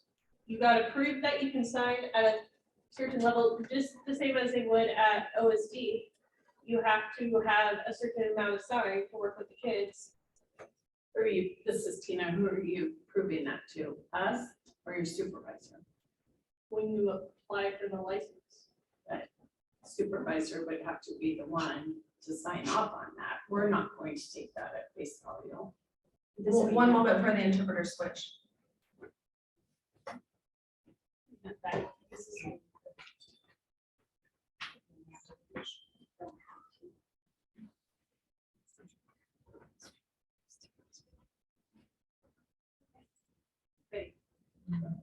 This is Caitlin. I believe it was made this point earlier. You're going to require an ASL proficiency assessment. You also need to provide an English one. this is Chrissy, I'm going back to the getting a supervisor. In theory, they need to have identified that when they apply for the license. This is where I feel like that list of who are potential supervisory license holders in the state. Couldn't there be a box? I have a supervisor, here's their name. I need a supervisor. Ooh, you could say, I mean, what would we, this is Sammy, what would we do with the union supervisor list? Would we make a list and say, post it somewhere? Is that what you're asking? This is Nessa, you, before granting the application, follow up with them in 30 days. You have a supervisor yet? Did it not? So this is Deanna, we write in there, you are to, within 30 days after receiving your provisional license, you must have a supervisor or your license. this is Lori. I know that the website right now allows someone to look up and see the actual names of people who have specific supervisor licenses. I don't recall whether or not someone's email address is listed, gotta request it, but it's public record. Okay, so someone could request it and someone could then follow up with those people and find a supervisor who's willing in the state to work with them. It's a lot of work up front, but it's feasible if we list somewhere, this is how you get a supervisor. So I do have a question. So interpreters that have a provisional license, what type of equipment will they cover if they're not covering legal, educational, or medical? All the other. Which are job interviews. Okay, so I'm just kind of wondering, you know, so like what kind of, you know, level of understanding do they need to have, you know? This is Caitlin, as a provisional license holder, I've been in college schools last grade. That's one of the big ones. So that's where provisional candidates can be passed at the supervisory. This is Jenna, but I thought they couldn't interpret education. Education is classified K-12 as K-12. Thank you. Yes. So this is Mel. Just want to go back to, so in the 12 hours of training for anybody like Sammy, who just says that they can walk off the street and perform this task is unreasonable. Right? And Amanda Smith made up that number. I It's did. on the record. I did. And so we need to adjust that. This is Amanda, to clarify, I made up 10 and Christy added the 12. And even if we're talking about heritage signers like Nessa, for Nessa or her brother to come in and say they can interpret at a state level meeting or a college class, they need to have more than said 12 hours.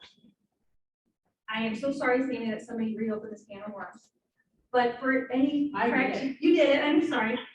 Can we, how many hours, so an AA degree is 190 credit hours. Of those specific ones, the interpreter track is, I don't know, I don't teach in that. This But is like, like- what's a reasonable amount of training to be able to provide this? Not like, we still want to have some training. And we can talk about what that looks like, but can we raise the number to 90 for now, just so I can? This is Sammy, is there some kind of qualification that you have to take the EIPA? So I do know what that is. I can. You're not gonna have You won't get that store. This Samantha, you won't get that is, store. Sammy, this is Lori, and no, you don't have to have a qualification to take the EIPA, but if you're gonna be an educational interpreter, you have to have been in an interpreter training program, which is the only area in here that requires an interpreter training program. This is Christy. I want to second, third, fourth, 10th. Your concern is what I was trying to say before, and I came probably across very hearing, and I apologize for that saying, because I really do want to honor heritage and that are deaf interpreters. And I have been in a situation where I was teaching high school to deaf kids. The program administrator who knew nothing over Christmas break let go all of the interpreters. There's no interpreters, and then a sub-interpreter came and she literally whipped out her Sesame Street sign language book. And I was supposed to send her with a junior who was taking advanced chemistry. No, do not pick up her hands at all, period. So I do have some serious concerns about all of that. Yeah, this is kind of, and I feel like that's what I mentioned before, like, if I go and take the 12 hours, Right. like, and go to interpret it, and I don't know, so I feel like it should be like, maybe, you know, completing one of those tests and the 12 hours. Not just one or the other, just again, it would make me so nervous, you know. And even if first, you know, spoken language, like, oh, we just get someone else go for 12 hours and go and interpret, I would not allow that to happen. You know, so, yeah, I think, you know, there needs to be some testing just to make sure that they have the ability to interpret and then also take the training so they can then provide us. This is Diana, I second that, an assessment and training hours. And Darcy, Darcy, yes. When I'm looking here at the list and the minimums, I know we have the pass leave, we have the DEI. We have this list and on it, there are a requisite number of hours of professional development. I mean, think about if we're working towards, does that qualify towards working for the generalist? Do you think anybody, we don't want just anybody going in. We have to push up the deaf community. And nurture. This is Christy. I feel like we've circled back to Amber's point at the beginning. And maybe we are talking ourselves into not eliminating C and D as an entry point for our deaf interpreters to be able to pass an assessment. Yeah, not have gone for a training program. This is no diaper. This is Amanda. This is Sammy, in the education license, you actually don't have to hold the bachelor's degree or associate's degree. No, but you have to have gone This through is the Darcy. interpreter training program. No, but Yes. but Yeah. I'm sorry, Darcy hold on, wants to hold say- on. Let's make sure we're all speaking one at a time, please. Thank you. So Darcy is saying, I disagree. The SLPI and the ASLPI should not be included as a requirement for the provision. Christy, you For think so? deaf people, no. I mean, people can pass the proficiency exam and just say, okay, see, I know how to sign, I can be an interpreter, it doesn't matter if you're deaf or hearing. That shouldn't be a case. This is Amanda. I know we all have horror stories that we can speak about. I think another thing that is important is that, remember how we started out the morning talking about how expensive this is gonna be? I don't think juggalos coming off the street to pretend to be a provisional licensee, right? Like, I don't think they're looking for these opportunities to go get me a $100 license so that I can pretend to be someone, right? It's more than that. Dang it, it's more than that. Anyway, so I think, yes, those are horror stories and why we want to do licensure. And I think in terms of the language piece, I agree with Darcy. Having the illusion of an assessment that is some sort of gate is not an actual gate. And language proficiency is not sufficient to say you can then be an interpreter.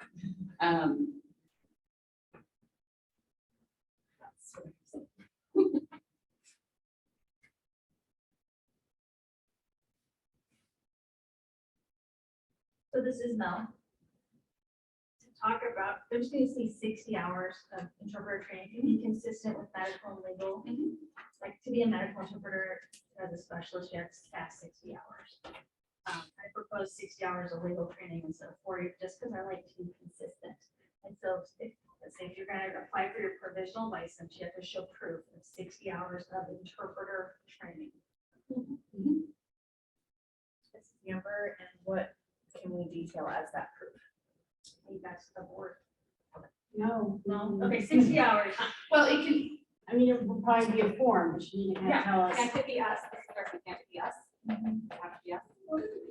this is Amanda. I think it can be a transcript. Is that what we can just tell you? A transcript, a certificate of completion, right? Like those things? But remember, if you're on the box and you don't give us any like, wiggle room, if you just say interpreter training in blah, blah, blah, blah, then that would work. I see, you want us to be more general. So Yeah, 60 so what you said. hours of Or my experience have to be that's it. interpreter training, qualifying experience. What proof of qualification? Yeah, but That was her snarky joke at us.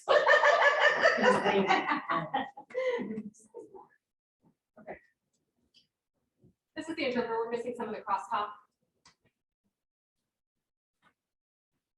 This is Sammy. I said you could just wait till you define qualifying experience.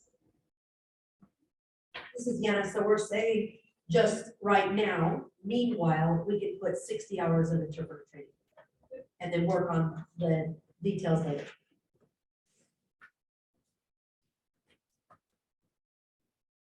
Amber, did we agree to that? is Amber, I'm seeing several hands in the room right now, so just want to say that for captioning purposes. Okay, is there a different agenda item that we should move on to? Yeah, this is Sammy. Do you still want a specific number of ethics hours or is ethics out? This is Deanna. I think whenever, I know that for, the medical one, they have a certain number of HIPAA and ethics, and I'm sure every interpreter training does it. I feel like right now we can just leave it at that and then come back to it to be more detailed at a later time, for time. This is Sammy. I just want to remind you, your time is limited to about mid-April. So the time is now. But do you want specific hours? You have to give me the hours for ethics. Yes, That was Mel. This is not yeah, this is kind of the not on top of the 60, within the 60. within this. This is this, let's make it an easy number, 10 hours, that's code of conduct. In general, anything related to deaf interpreting field. Because you can get your 10 hours of code of conduct and then start specializing while you're learning. It's related, like maybe I'm gonna go become a medical interpreter, so I'm gonna start training in that field. Can't do it yet, but I'm gonna start working towards that. Does that count?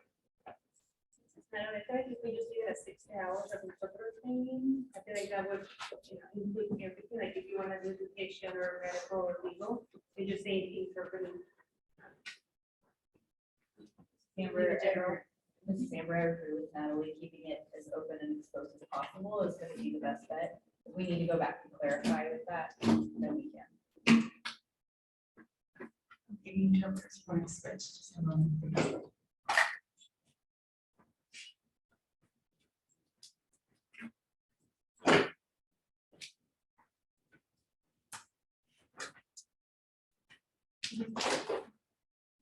This is Amber, looking at number 7, I think is our next item. How many years of experience should be required to supervise a professional license holder? I think Amanda already touched on that and saying, oh, did we already talk about that one actually? We talked about that one. This is Sammy. Just go back to the list. The NAD level 3 certification, yes, no, maybe. This is Yeah. Deanna. I thought we said that that was rolled into the RID certification already. This is the interpreter. Are we talking about the provisional license again? Are we talking about Just one back to including the that? list. Just one back to the list. So it has NAD level 3 certification. We did say roll it up into RID under supervisor. It just has this NAD level 3 certification. This is Amanda. If I'm understanding correctly, provisional means I'm brand new and I can only have this for a short period of time because I just don't have years of experience, essentially. NAD 3 is not going to be any of those people because it's not been offered in like decades. So I don't think it even needs to be there at all. Yeah. But I wanted to work that out loud to make sure I wasn't totally wrong. That's not going to be getting one. Okay. And this is Mel, and if that NAD3 person was out there, they would be a generalist. That's what I'm saying. So they do not need to be in a position.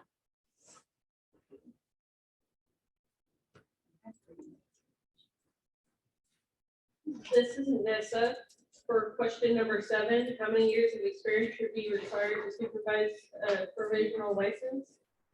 We all kind of said earlier 5. Do you agree? This is Deanna. That's what we agreed on. But when you say you're going to find the field. This is Amber before we define experience. So Sammy said you're going to define experience. Before we define experience, the 5 years should also be defined, I think, because right now you can get a supervisory license with 3 years of experience. So we're moving to move that. So. This is Caitlin. Supervisory is 3 years after certification. So there's, you're thinking, or that would be included as well. This is Mel. I think 5 years is certified. Sam, what does that mean? Certified. Hold it with having held your generalist certification for 5 years. But we've only had it for 4 months. You're confusing generalist and license. I mean, you're confusing, this is Amanda, you're confusing certification and licensure. So So- having been certified Yeah. through an accredited body for over 5 years and above. So RID, TEEI. This is Amanda, the same list for generalist Yes. of what quantifies certified.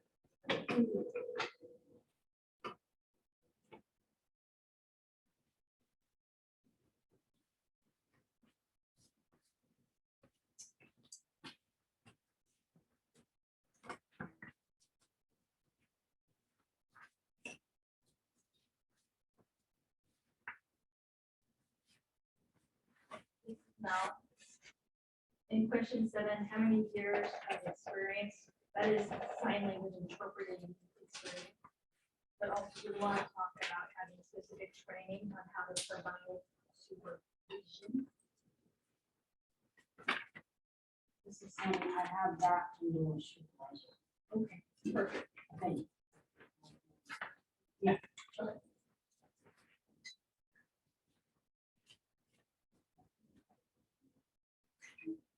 This is Amanda, so 8 then would go with that too, right? Yeah. I mean, 8 will go with that conversation. No. So 8, it reads, what is considered supervision? So I think that would go with when you define supervisory. I mean, you already did indirect and direct, so. It's kind of That's true. the same.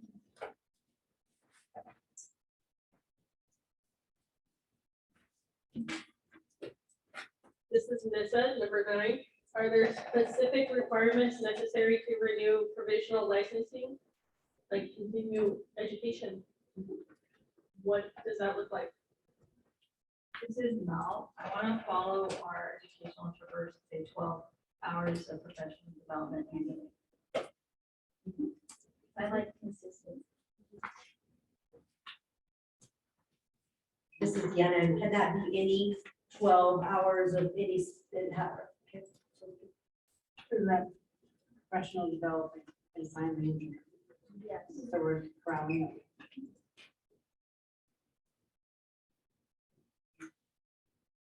This is Amanda. Could it just be interpreting though? Because what if Edwin wants to take something about Spanish interpreting or something to that effect? Would that not count towards this? Because it's still interpreting related. And he's a trial. And he's a trilingual, sorry. So my bad. Whatever the definition of sign language, we need to follow that. We don't have the latitude to just say interpreting related. Continuing education. Okay, that's all I was saying, was just making it more broad. Interpreting. this is Deanna, I like that just because there are certain cross. This is Amanda, there's also debates about what is language and what isn't language, so if international sign is not technically a language, would it count for a thing, it does not, you know, so, but I, this is a joke. Isn't there a term to like? Speaking language. Spoken language. Jeez. You're so close. This is NISA. Number 10, do the 5 renewals need to be done in consecutive years, or can there be breaks in the licensing? This is Deanna, so like if they do 3 consecutive years, drop off, do they need to start the 5 years over again? Or can they come back and do just 2 years? Sorry, this is not, so it's not like they have to do those 5 years, it's just they can do up to 5 years. So it's not like they have to do 3 years and then they have to come back and, you know, if they're able to move up to the general license, they can do that before the 5 years, right? This is Lori. I think the question might be, can there be a gap within those 5 years? There can be. Or we're deciding. Right. This is Christie, there could be a gap with the understanding that when you don't have a license, you don't practice. Correct. And this is NISA. When you come back to get your license, do you have to have current standard of training, or does your past training that happened 10 years ago still applies? This is Amanda adding on to that question. Are there HLO rules about how long a gap can be, or is that up to us?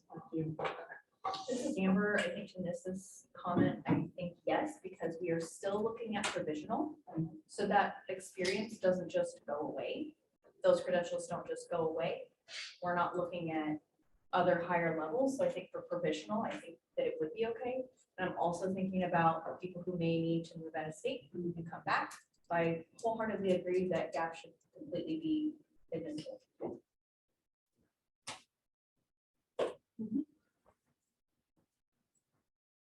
So this is Nissa, so we all agree, 5 renewals does better than 5, right? This is Deanna, are we going to stipulate a maximum gap, or are we going to just let it be? Okay. We cannot change that, sorry, this is Hannah, we cannot change the number 5 for saying there's a hand sanitizer, so I cannot read. Well, I am gonna ask, Yes, there we go. I'm gonna ask about the, and one of them, in the renewal be 5-year license. There's actually a little number 7, 676,572. Might be the cool one, I don't know. This is Lori. I don't know, I'm gonna ask.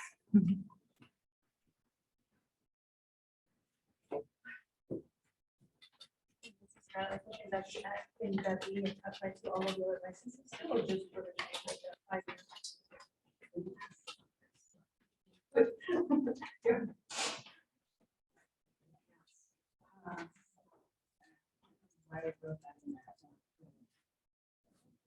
This is Nissa, can we move on to number 11? What is the fiscal and economic impact on the public, applicants, and small businesses? This is Deanna, I think one of the major impacts that we've been talking about is every year having to renew that and new cost for the interpreter. And again, that just rolls over to like agencies who will, of course, need to pay the interpreters more in order for them to be able to afford that. This is Amber. What is the life cycle of each license? So we're asking people to spend $100 minimum every single year on their license. This is That's Deanna why- on top of the continuing education credits. I'd like to go on record to say that I think that's just not doable, and our stakeholders are not going to be happy about this at all. This is Lori. This is why This is we're Darcy. talking about looking at, can we make this a 5-year renewable every 5 years? Somebody can work 25 years. This is Darcy. I know that this will especially impact newer deaf interpreters big time, because the amount of money that they earn isn't even on par. I mean, they make maybe 2,000 to 4,000 a year, maybe 5,000, less than that from their interpreting work. There's not a lot of work out there compared to the amount of work that hearing interpreters have available to them. So the cost of taking an exam, getting the license, all the other trainings required, all of that adds up. So the way this is, Nissa. I did some Google searching during lunch, and it said from 2 different documents on Oregon legislature, the revenue of impact of licensing fees does not impact HLO to create any authorized full-time positions or have contributions to full-time equivalent positions, meaning there's no reason why there should be such a big increase in charge for interpreter license fees. So that- That is from me. That was written in the proposal of the bill, that there would be no expense. I have the bill right here. That's what I had read multiple times when the bill had reached the legislature. This is Deanna. I just want to mention while she's looking for that, that this, we're talking about equality and trying to make sure it's fair for everyone that to come in, or opportunity for someone new to come in. And this it does, it limits the amount of interpreters that will be licensed. This cost will limit. This is Mel, and I agree with fees, and for me, and granted, I am a 30-year veteran of interpreting, a legal assignment, $50 is half of 1 hour, at 1 hour. Right? You guys just find that one, you know. For medical, $50 is like half of one assignment, I think $100 an hour or more. And so while I agree that these seem high for newer interpreters, yes. So maybe the provisional needs to be wiggled a little bit. But once you become a certified interpreter or a generalist, the fees, well, you might heard, this is your full-time job. These aren't out of the ballpark for those small medical legal one-offs. Add them all together, it gets really high, right? Well, yeah, and this is Sammy. One moment for the interpreters, we need to catch up on a clarification.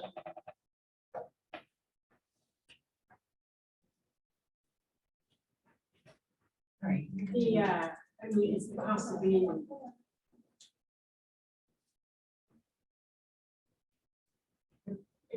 It's the cost of being board, there has to be a cost. And, you know, you could go out and operate for a massage and be on your own, and then your fees would be very high.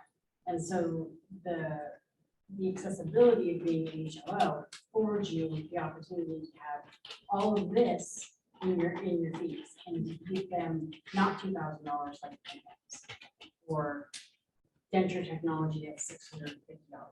You know what I mean? So if you think of it in that scale, and or the 30,000 cosmetologists who only have to pay $45. 65. So this is, again, I just want to clarify what I mean by limiting is not the ones who are in it full-time, but those interpreters that don't work full-time. The rural interpreters, the deaf interpreters, the interpreters that do this on a part-time basis, and though we need them.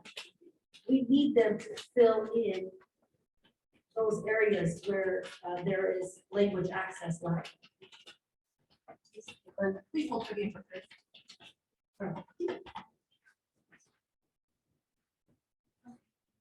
So this is Caitlin. Yes, I agree, Mel, with medical and legal fees, but if we look at education, it can only be renewed 5 times, which means they then have to bump up to provisional, which means they then have to bump up to generalist, to then supervisory.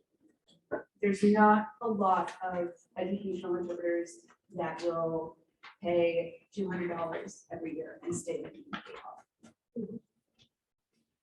So this is Amanda. I think we're having 2 different conversations, because the one conversation is just the reality. It costs to do business, and this is the cost of doing licensure. This is the cost of setting up something that's going to protect consumers and protect practitioners on this scale. This is the cost of that. That's what it costs. So this is cheaper than the cost. $50,000 a year is what is being paid. Basic essential. So this is Amanda. So yes, these can be hardships. Yes, those can all be true. Yes, we can think of other areas where we can put scholarships together. We can put funds together in other ways. But there's nothing that we're going to do that is going to compel HLO to change this, because it's the cost of doing the business of licensure. Like that is, am I correct in that? This is the cost of doing business of licensure. There's nothing we can do about these numbers. So this is Mel, because I spoke up and I said how much I earn an hour. And is the burden then to cover the fees on those who hold a generalist and be practicing medical and legal, should my fee be a little bit more to offset the cost of the educational?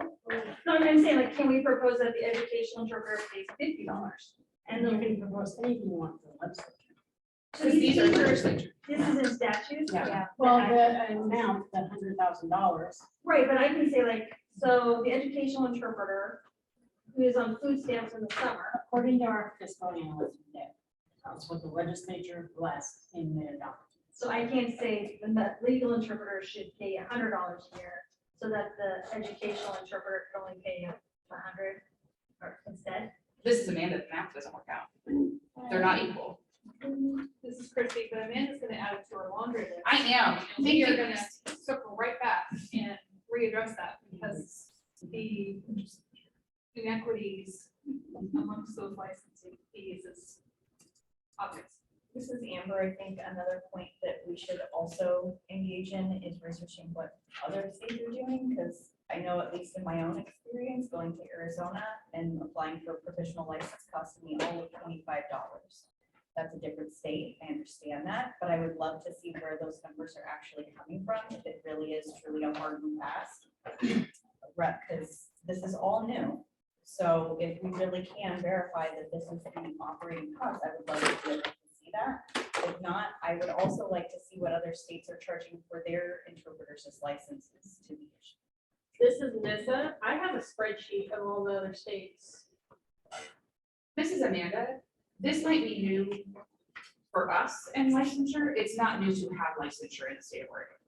So I think they probably could show us the operating costs, and then it costs $50,000 to run our licensure. So we can have that conversation for sure, but I don't think it's going to change the bottom line. It's $50,000 to have a licensure program. Well, we spent that money on us. This is Anna, and I agree with Amanda. I think that there's nothing we can do about it today. Let's circle back on your I got it. list, I got yes. And, for right, and I loved the idea of what Mel said, you know, going higher with the legal or medical and less with education. But let's see if we can finish this provisional license. I think we're at the finish line, close to the finish line for at least that.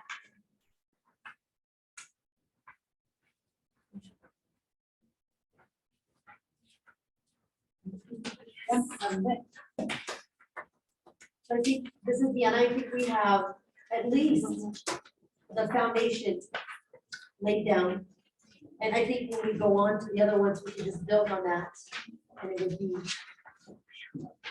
not easier, but it will be smoother. Okay, this is Sammy. At the next meeting, I'll have all a draft, what we did today. So I'll see some of the things.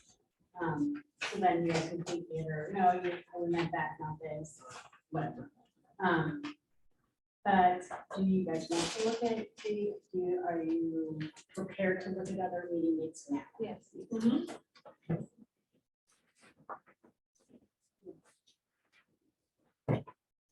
Can you send me?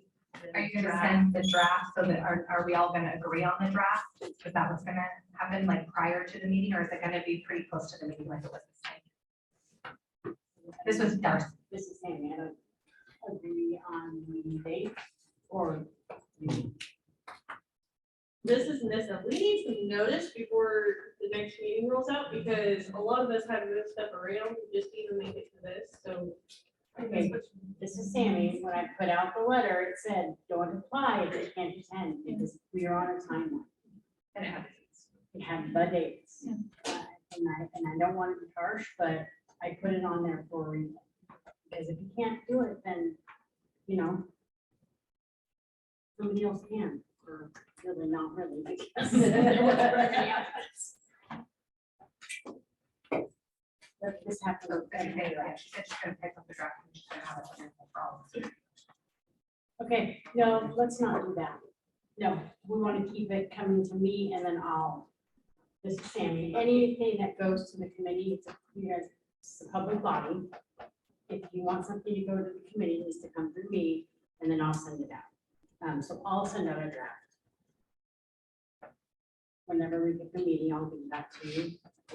I have it pretty much done, so soon. Yeah, so remember, we're not deliberating outside of a public meeting, right? Talking about making decisions outside of this room, okay? So we have the rest of March.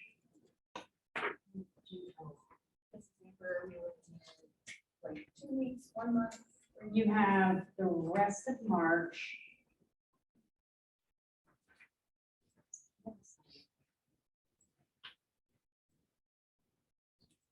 This is Caitlin, yes, you have it on May 15th. Yes, so You have the rest of March and the first 3 weeks of April. A week that, and only certain days of that. Because the crew's taken. So we can do the 10th April. And we'll insert March.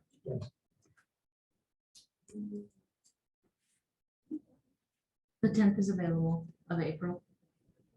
She wants to go back to March. We could do the 28th Of March.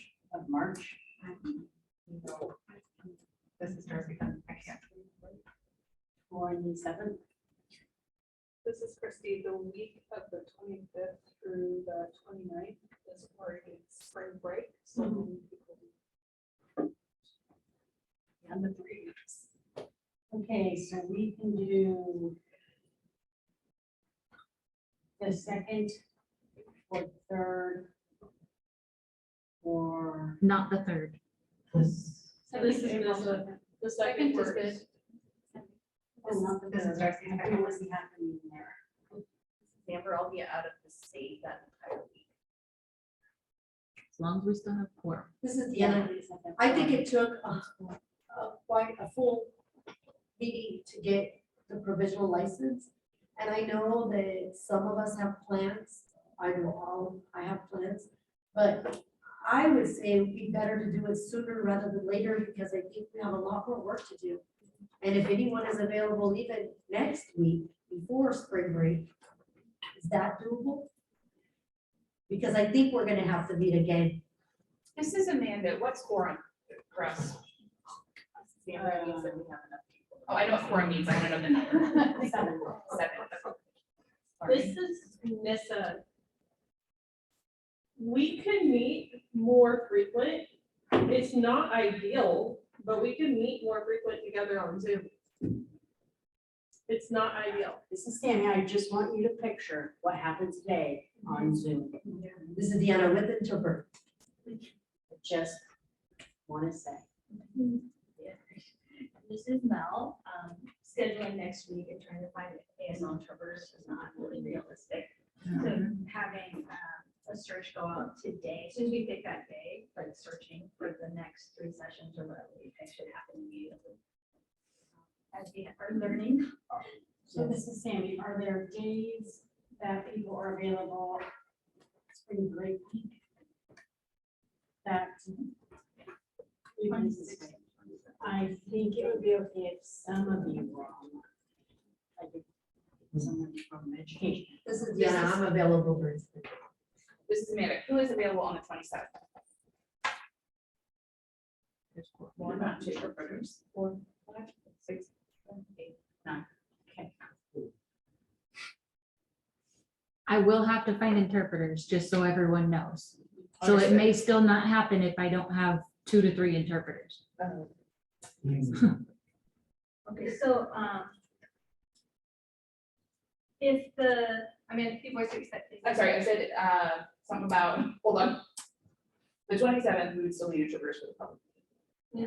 and if it's public and on Zoom, this is now, and Darcy has indicated that she's not available and will be here in person, we could widen our pool of interpreters by having them remote and on Zoom.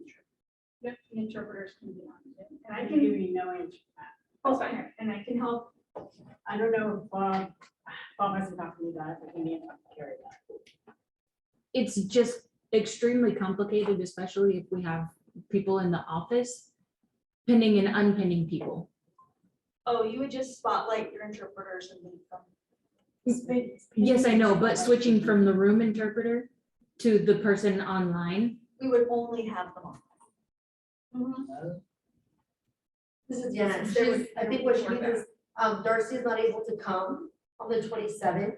And so maybe we would be able to have interpreters only online, which may make it maybe more available interpreters. Okay, Possibility of it. But we don't know about Bob. Right. And what but he was gonna be online anyways. Sorry, Sammy. if there's a just like a deaf person in the audience, what would we need to provide them? Screen. So this is Nissa, so we're gonna do the, I'm looking for 27th and the 2nd. Is anybody available the 22nd? This is Darcy speaking. 22nd. It's not gonna be enough to find any. Yeah. Still, even if it's virtual. I had a hard enough time 2 weeks in advance, let alone a week. This is Deanna, Yeah.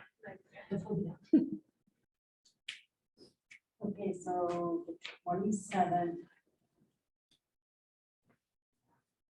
Or the 28th, right? Yeah. I think it's. Well, but can I ask a question? Darcy is available on the 22nd, right?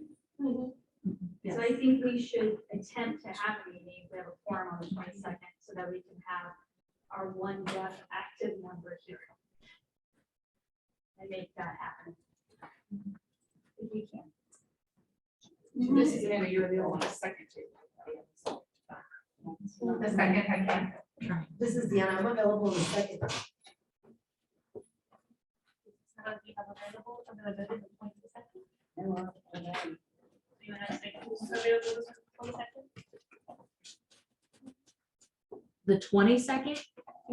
I don't know how you're gonna get interpreted, when you be able to get Sammy. I mean, This is Nissa. Anybody got available over there in that corner? Not cool. We have to ask, we have to put in a position. I understand. We can put in a request. Okay, there you go, learn sign language. no, no business.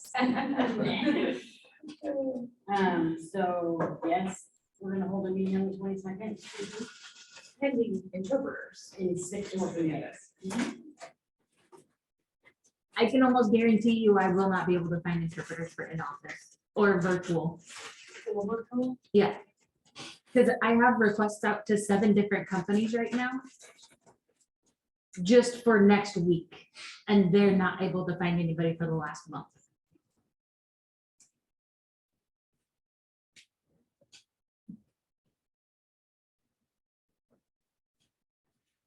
This is Amanda's.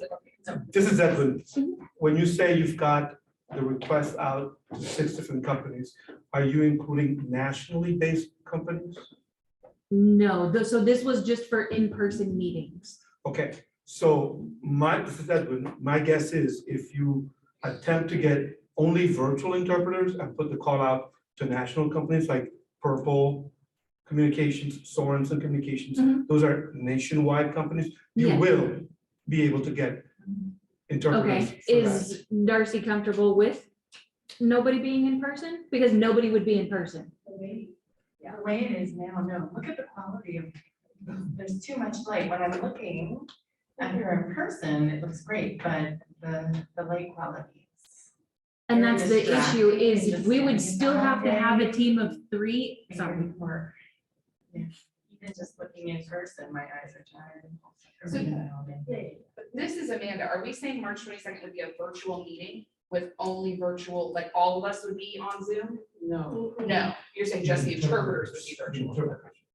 If it was just on Zoom, then I would be able to do it just on Zoom on the 22nd. I could do a virtual interpreter if it was all on Zoom. So if she wanted If to I could attend get the virtually, interpreter on Zoom, yes. so if she wanted to attend virtually and then the interpreters be virtual as well, that would be okay with her. This is Deanna, she could be here in Please hold person. Deanna, let her answer the question. This is the interpreter, just for ease of interpreting. Yes, I think, yes, for the 22nd if necessary. Yeah, I could do that last minute. This is not.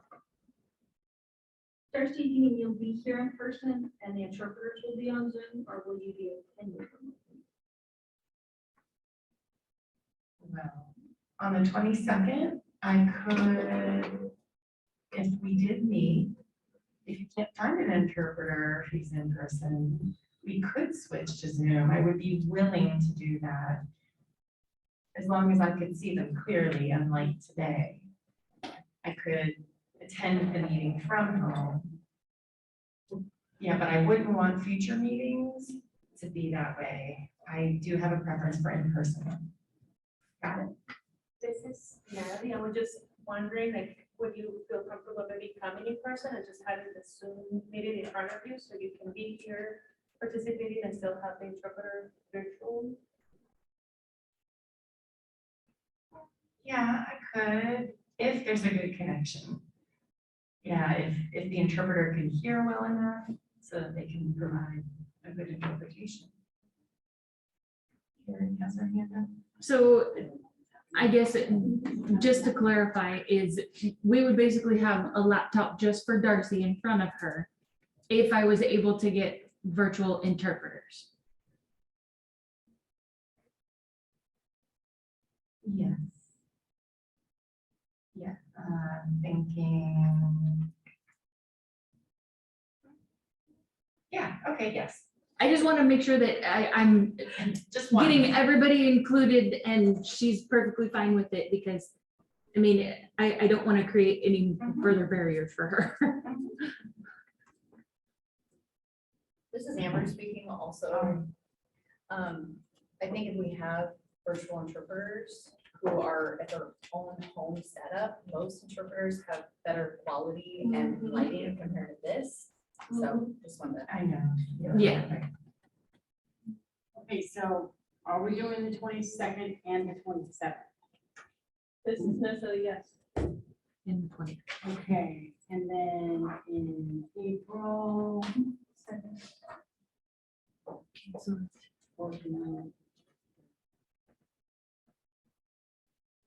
Okay.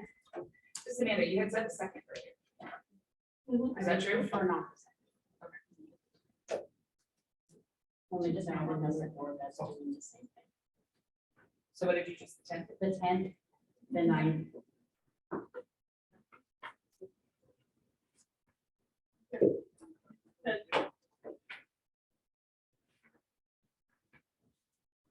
So how many can do the 10th?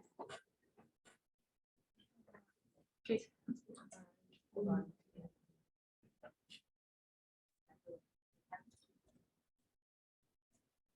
Okay.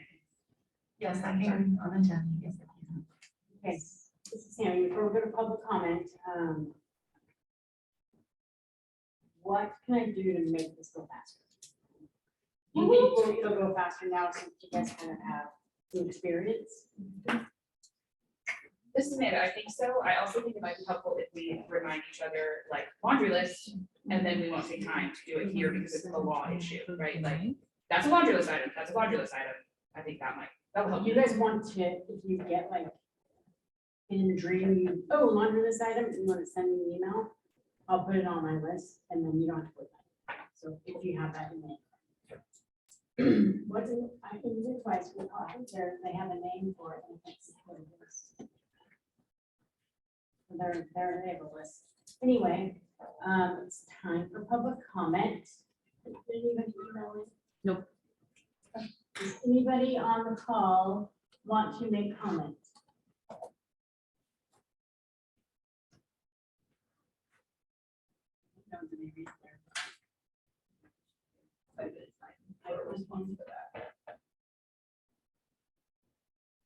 Nope.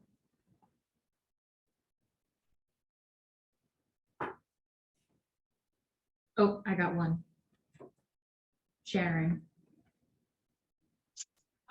First of all, thank you for all your hard work, boy.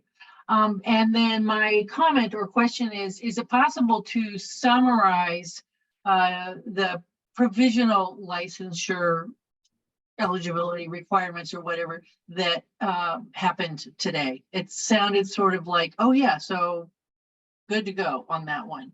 And if somebody could summarize what that looks like, I would appreciate it for one. Thank you.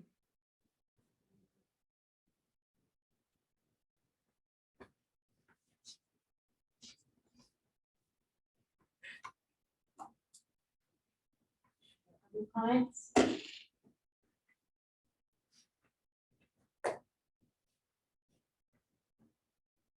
Plenty of time. I can summarize what you think about how you want to comment. Okay, so for provisional, we are all the regular requirements, so 15 years of age, the form, be in compliance with code of ethics. For NAD and RID, you're gonna test for that. Which only one EIPA 3.5 or above. That. I'm taking out ASLI, taking out SLPI. Doing TBEI basic or above. Having passed the Center for Assessment of Sign Language Interpretation and General Knowledge exam. 60 hours of sign language interpreter training to be determined on definition of that. And then we're going to what's now a test. They're going to tell us who.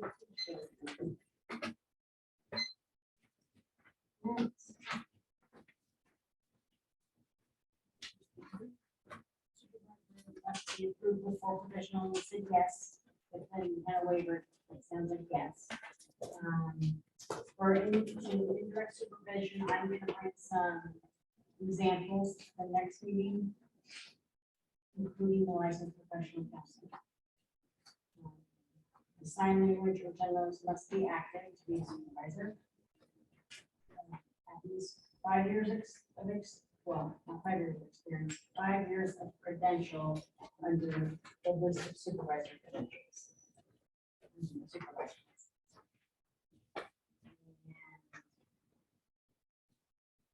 12 hours of professional development and interpreter related training, spoken and including but not limited to spoken and sign. And renewals do not need to be consent. Got it? Okay. Oh, and then the fiscal impacts, interpreter agencies may be impacted. Obviously fees, license fee, application fee, continuing renewal fees. I have some extra things on there like the examination cost to like take the EIPA, and travel to go take blood tests. I don't have any idea. If there's cost for the full hour training, and pay. So I have those things. No, we didn't discuss that. So, anybody want to comment? Does that sound about right? Okay, I'll get this out to you. This is your, I just want to clarify that between the hands and the horse on that list. Okay. So you have to be 18 and fill out the form and complete the code of ethics under the grid. And have the EIPA 3.5 and above. Have one of okay, and then we got to start with the or. yes. And the 60 hours training. Nope. Or the 60-hour training. Okay. The attestation, et cetera, et cetera, et cetera. If I just wanted to clarify it again. Yes. The list of credentials or exams are all yours. So pick one of them.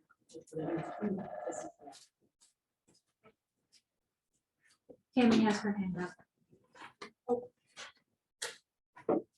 And on the thing? Yeah. Okay.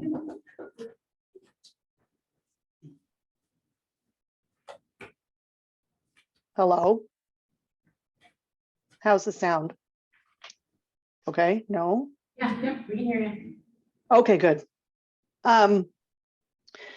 So many comments. First, thank you everyone that is there in the room and doing all of the work that you're doing. We really appreciate it.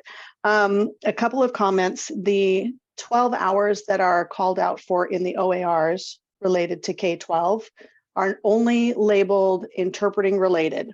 They're not broken down into PPO or ethics or anything like that, just interpreting related. Just to put that out there, I don't know if that affects your decisions as far as the 12 hours go or not. I'm wondering if there'll be a path for people who do work part-time and may live out of state. If there's a path for them to be able to get a license to work in the state. I spoke with 3 interpreters this week who live in Washington who will not cross the river now because of our licensing, because they don't work enough over here to make it profitable for them to drive over the river and take the work if they have to pay for the license and do all of the classes and everything. So will there be a path for people who do work in other states, whether they're remoting into Oregon to work, or if they are literally crossing the river to come and work, to be able to work part-time? Like a limit, like you can work X amount of hours or something like that. Some states do have those types of provisions. And then also in the part-time range realm, will there be a way for, sometimes you'll see agencies send out jobs that say OHA preferred. Will there be a way for interpreters who maybe have the generalist license but don't have the OHA qualifications? Would they be able to be like an emergency type of interpreter in that type of situation? We can't get anyone else that has OHA qualifications, or maybe the job is kind of in the medical realm, like maybe it's counseling, or maybe it's, it's filling out some paperwork, or, an initial meeting with a doctor, like they're meeting a doctor for the first time to see if they want them to be their doctor, something like that, for people who do work a little or are willing to sub in some medical situations, but don't have all of the OHA requirements. And I think there was one more thing I was going to say. As far as the fees go, I know that there's not a lot of wiggle room on the fees and that there are requirements by the state. There are some K-12 interpreters in the state who don't even make $20 an hour. So that educational fee for the educational license could be cost prohibitive and to many of the K-12 interpreters. So thank you, everyone. That's it for my comments. So this is Deanna. I know that we touched on the video interpreters who are out of state, so we never really went any further with that. And I think that's something that we'll address later. Yeah. Okay. Hopefully. That's the past 6 license types, and then remember, keep the bar low.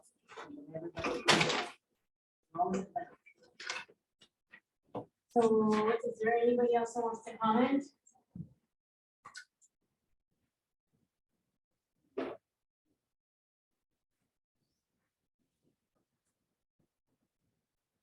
Nada. Okay. We can adjourn, and now we'll see everybody on the 22nd. Thank you. Thanks, everyone. Got people.